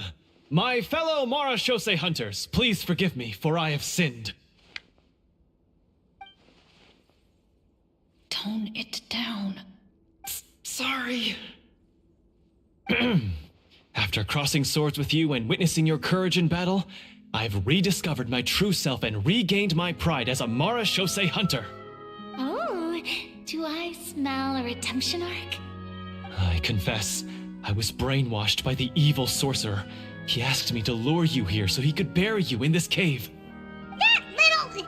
Wait, you're saying all of that wasn't you, but the evil sorcerer? That's right. He's adept at manipulating the hearts and minds of the people. I fell under his influence because I did not possess a strong enough sense of will. Huh. And how are you going to prove that you're a changed man? We're not going to fall for the same trap twice. To be perfectly honest, I only came to my senses after seeing the treasure. It reminded me of my father's past teachings. The treasure was actually... The names of all the Marashose hunters from ages past and their weapons? Wait, you already know? Of course. Don't underestimate a veteran role player's exploration skills. Oh, wait, I mean Marashose hunter Navia's exploration skills. We just finished reading through the content of the stone tablet. That tablet recorded the lives of some fascinating people. For example, this Marashose hunter called Est. She inherited the responsibilities of the Golden Hunter and passed judgment on many people. But in private, she had a very easygoing personality. Her favorite pastime was singing and dancing with her friends, and she was said to have a beautiful voice. So, she was just like you. Oh, you really think so? Well, when you put it that way, I suppose I also have a few things in common with this Walter. Working as an executioner, he supposedly used a countless number of tricks to confound his enemies in battle. Oh, if only I could have seen the feats of magic he pulled off back then. Their lives were all so exciting. You could write so many cool books about their accomplishments. How could they have all been forgotten? Because they chose to be. To hunt monsters that only appear in the shadows, you must also operate in the dark. To be a Marashose hunter is to willingly give up on wealth and fame. Then this stone tablet must have been left behind by their companions. That's right. Few Marashose hunters ever revealed their identity to the public. They always protected the city from the shadows.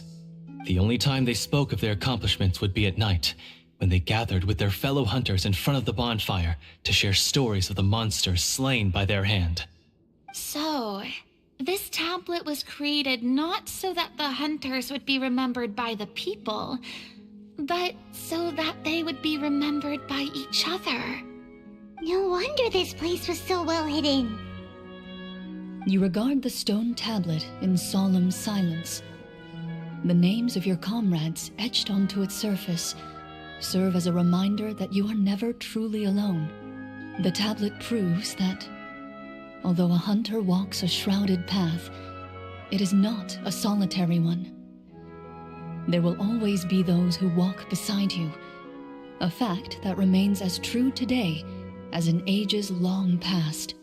Their legacies shall continue to be passed down from generation to generation, as everlasting as the stone onto which their names are carved. Father, you once told me that I should seek out the treasure if I ever became lost.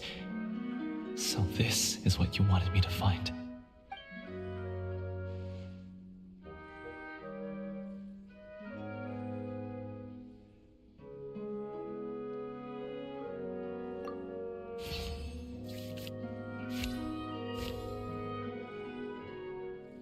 His eyes are sincere, and his words ring true. You can tell that every word he spoke just now came from the bottom of his heart. I implore you, everyone, please give me a chance to make up for all I've done. Allow me to fight alongside you and defeat the evil sorcerer that threatens the peace and prosperity of everyone in this kingdom. Well, I say we let you join. Sounds good to me too. Everyone makes mistakes. What matters is what you do to make up for them. I have no objections, but Mr. Florian, do you even know how to defeat the evil sorcerer? When he took over my mind, I gained some insight into his thoughts. Every time I thought of the treasure, he reacted with a strong sense of fear. Huh? He's afraid of the treasure? But there's nothing here except some broken weapons and the stone tablet.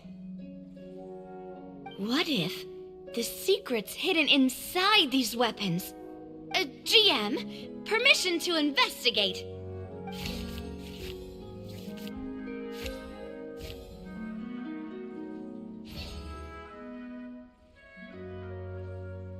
At first glance, the weapons appear absolutely ordinary. But as you observe them, you notice a faint energy emanating from within. These blades have slain countless monsters.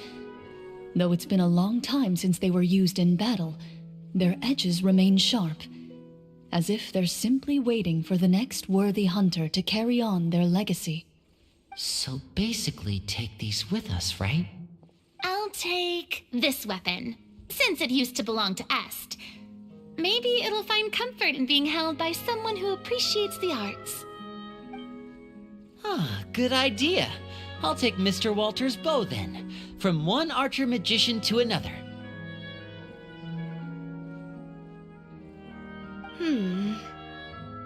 Paimon's gonna pick a cool weapon too!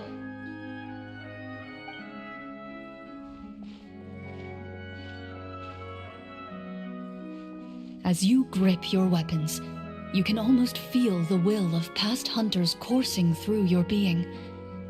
It's a feeling of courage, determination, a silent vow passed down from generation to generation that says, eradicate the monsters, no matter the cost.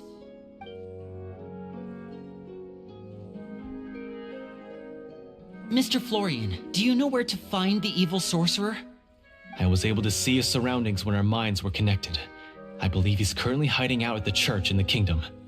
We must be extremely careful. He's spent so long living among monsters that he's now taken the form of one. He will not be easily defeated. Then why don't we explore some more and try to find some higher level gear?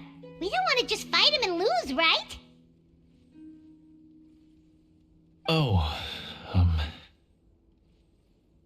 No, we have to strike now. He was greatly weakened when I managed to break out of his control. If we let him rest, he might have time to escape. I agree with Mr. Florian. We've got to act while we have the advantage. Don't forget, the people of the capital are counting on us. Yeah, now that we've got a plan, there's no point in waiting. The longer this drags on, the worse it will be for everybody. Yes, that's what's called...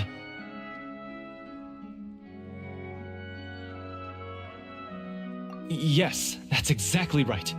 Alright, you've persuaded Paimon. Mr. Florian, please lead the way.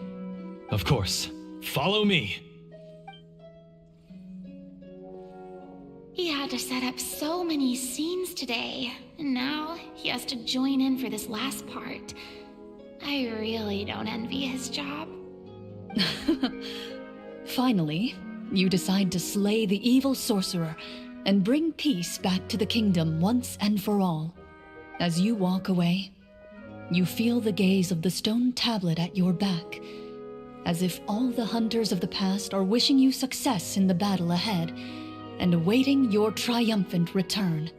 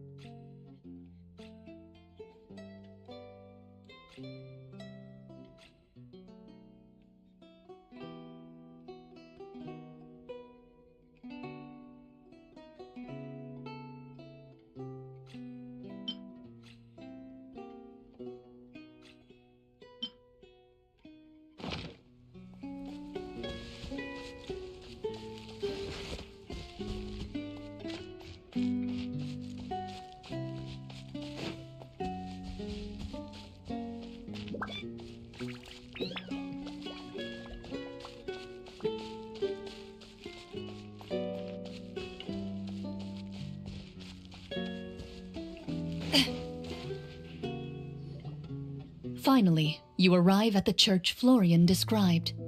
As you approach, an ominous aura surrounds you. You get the sense that your enemy is close at hand. How strange. This uneasy feeling seems so real. How did they manage that? Now, it is time for the final battle. Let's go.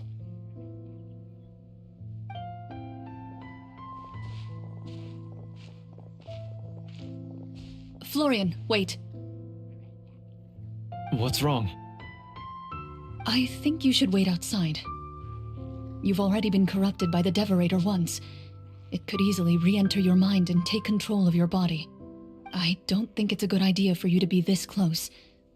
If it corrupts you again, it's possible you might take on a new form entirely. That's exactly why I have to go. Why I should be at the very front. You mean... Yes. I intend to lure it into my body. That's too risky. If things get out of hand, I might have to kill you.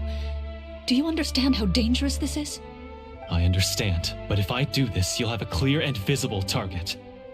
The Devorator will have a hard time passing up a chance to enter a body it knows how to control. You won't have to worry about any of your friends being taken over. You're not like me, Miss Clorinde. You're a just and powerful Marechaussee hunter. The monster broke free due to my error. It's only right that I shoulder the responsibility for its destruction. This is... something that I have to do. Consider it a duel to restore my honor. My only request is that you give it your all.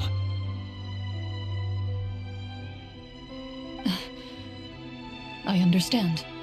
Then, as a champion duelist, I hereby accept your request for a duel, and extend to you my most sincere regards. Thank you. The battle is now upon us. Let the Devorator once again tremble under the blade of the Marechaussee hunters.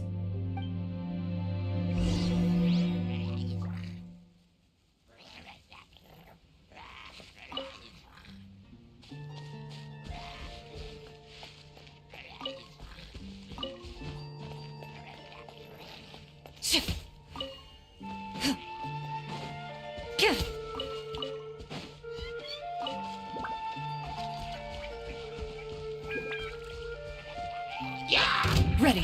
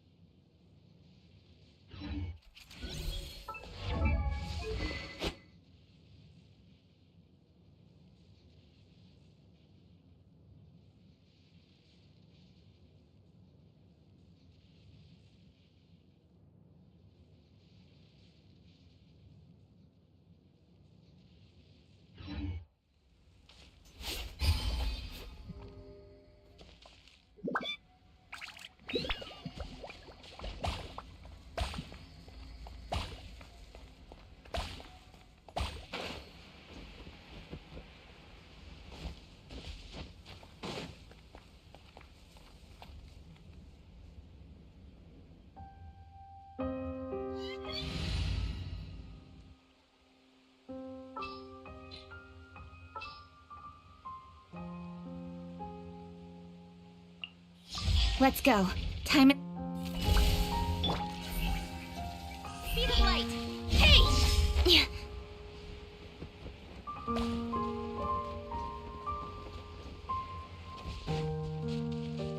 Yeah.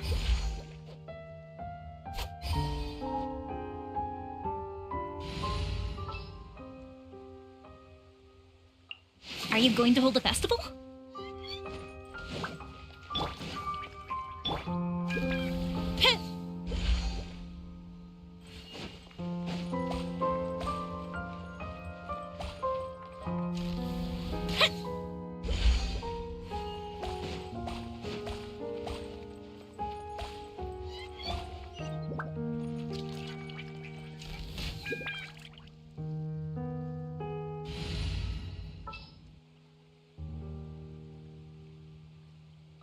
I'll bring my seasonings.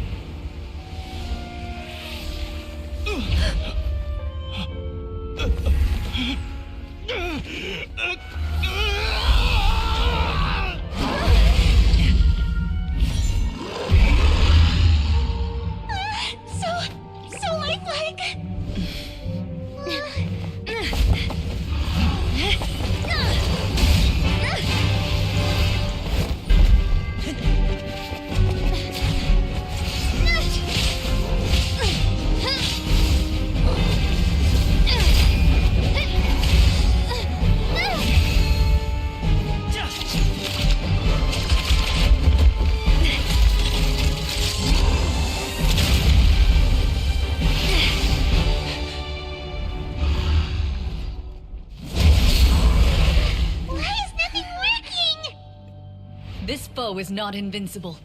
You hold the treasure. The power to defeat it in your own 2 hands. The treasure? You mean... The names! It's the Marechaussee Hunters' names! How are we supposed to... You forget, Paimon? There's still one skill we saved until the very end. Hunters fight not for fame, but to aid the people whenever they are summoned.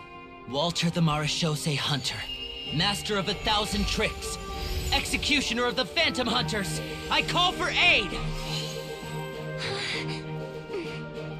Est, the Marechaussee Hunter, inheritor of Cassiodor's will, judge of the Shadow Hunters. Answer my call!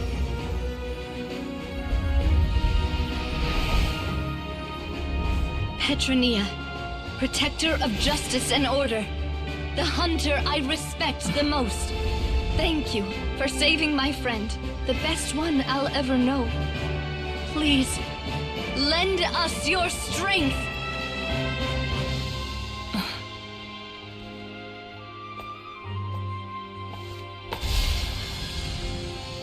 We have come to answer your summons.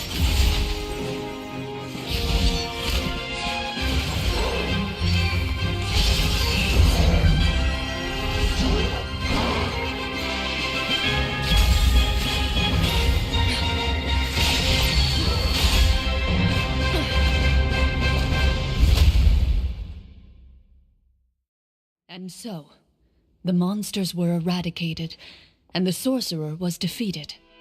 Peace soon returned to the capital. Those in the court, manipulated by the sorcerer, also recognized the errors of their ways. Some remembered the names of the heroes who saved their kingdom, but others simply continued their lives none the wiser. Such is the story of the Marechaussee Hunters. They pursue the phantoms in the darkness and exterminate all who pose a threat. They will always protect the city and those within it, even should all memory of their accomplishments be forgotten by the very people they serve. I am assuming we've finally reached the end of the script. Yes, you've reached one of the better endings. It's a pretty solid story overall. I thought it was just an ordinary adventure at first, but the further we got into it, the more impressed I became with the production and the plot. That final battle especially. All the effects were super realistic. Oh, right. Yeah, totally. That's a really good point. I never expected the weapons we picked up from that vault would have that kind of effect. Yeah, mine nearly scared the daylights out of me when it started glowing. I took a good look at it after we got out, but I don't think it ever lit up again. Oh, we should probably give these props back, right? I'll just leave mine here. Did you have a good time? Of course. Let me know if another script like this comes around. Sure, no problem. Then I'll head back for now. I think I need some time to fully digest everything that just happened.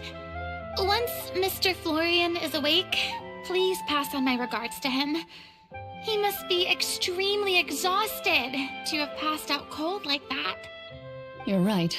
He's had a lot to deal with. Well, see you all some other time. Toodaloo!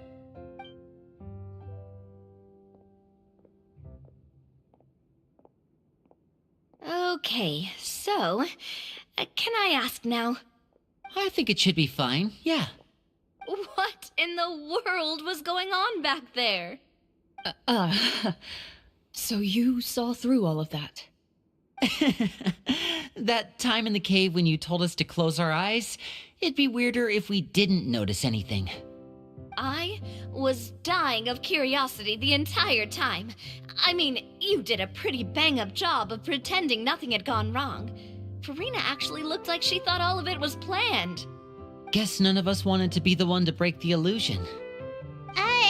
What are you all talking about? Oh, wait. Don't tell me you never... Ugh, this is all my fault. It's not too late to cover your ears. Here, partner, I'll do it for you. A bit late for that, don't you think? You're saying everything that happened back there wasn't actually part of the script? It's probably more accurate to say this was never a real scripted story to begin with. What? So loud. My head. Hey, you! Get up right now and explain yourself!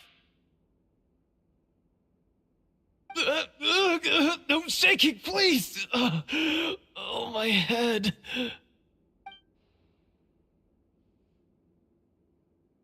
Did Paimon just hear that right?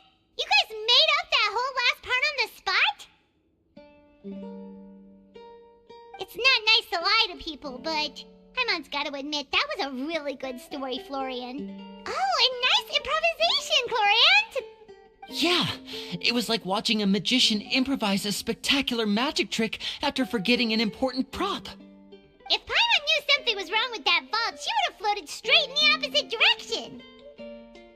Everything was under control. As if you've ever described a situation as being out of control.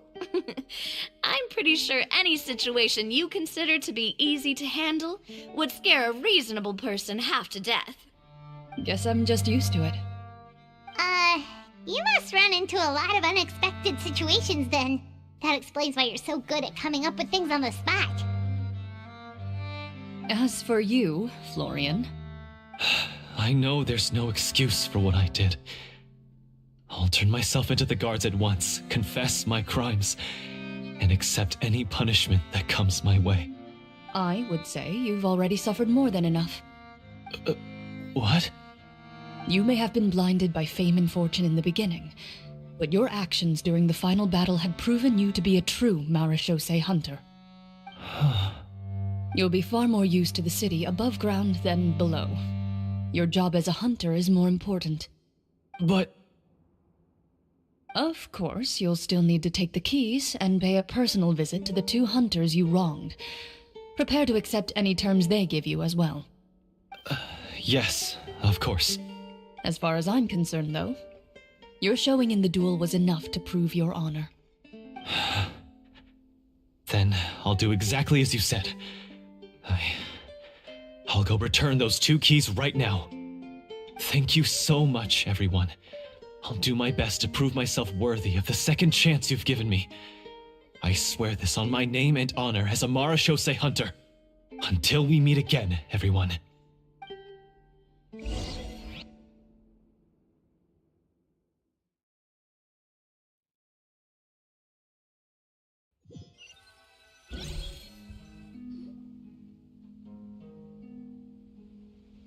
Speaking of marechaussee hunters, what should we do about the treasure in that cave? Leave it be. Are you sure? We could show it to people, make it so that the hunters are remembered. Don't you want that? No. Every name on that tablet made the same choice. All hunters know what the path entails. I am no exception. My identity as a marechaussee hunter is not something I need people to remember. I wish only to be recognized as a champion duelist. Nothing more. That's certainly very different from the path of a magician. Still, I admire your decision. Wait! I just remembered something. If there were no special effects involved, why did our weapons begin to glow during the battle? That's because the marechaussee hunters of ages past would often imbue their weapons with special enchantments to suppress the monsters. Whenever a monster was nearby, their weapons would start to glow. Oh, so that's why they had an effect on that guy near the end. I really thought the summons were doing all the work. Well, I'm sure the summons were a part of it too. Oh? How so?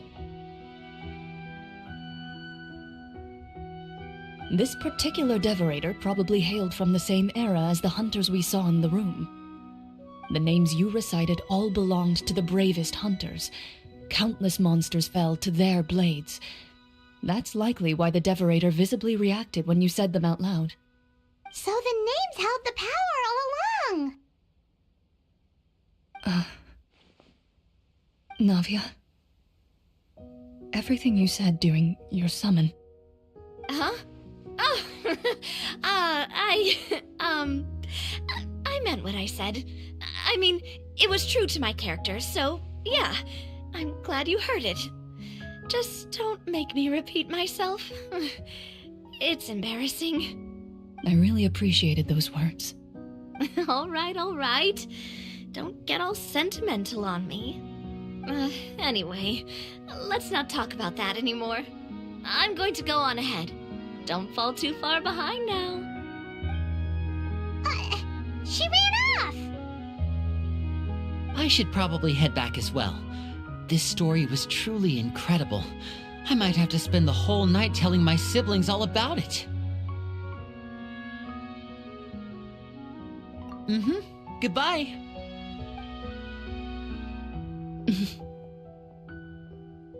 Traveler, should your name and deeds be forgotten, what do you think the significance of your journey will be?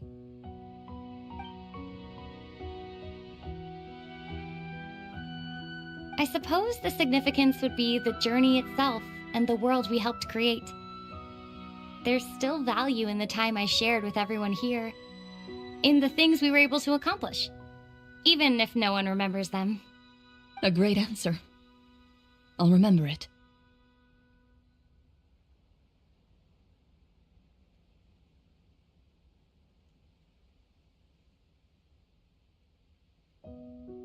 Me? The Marachose hunter says nothing in response to that question. Perhaps her answer lies in her silence. An unspoken vow left to echo through the night. The path she walks needs no explanation.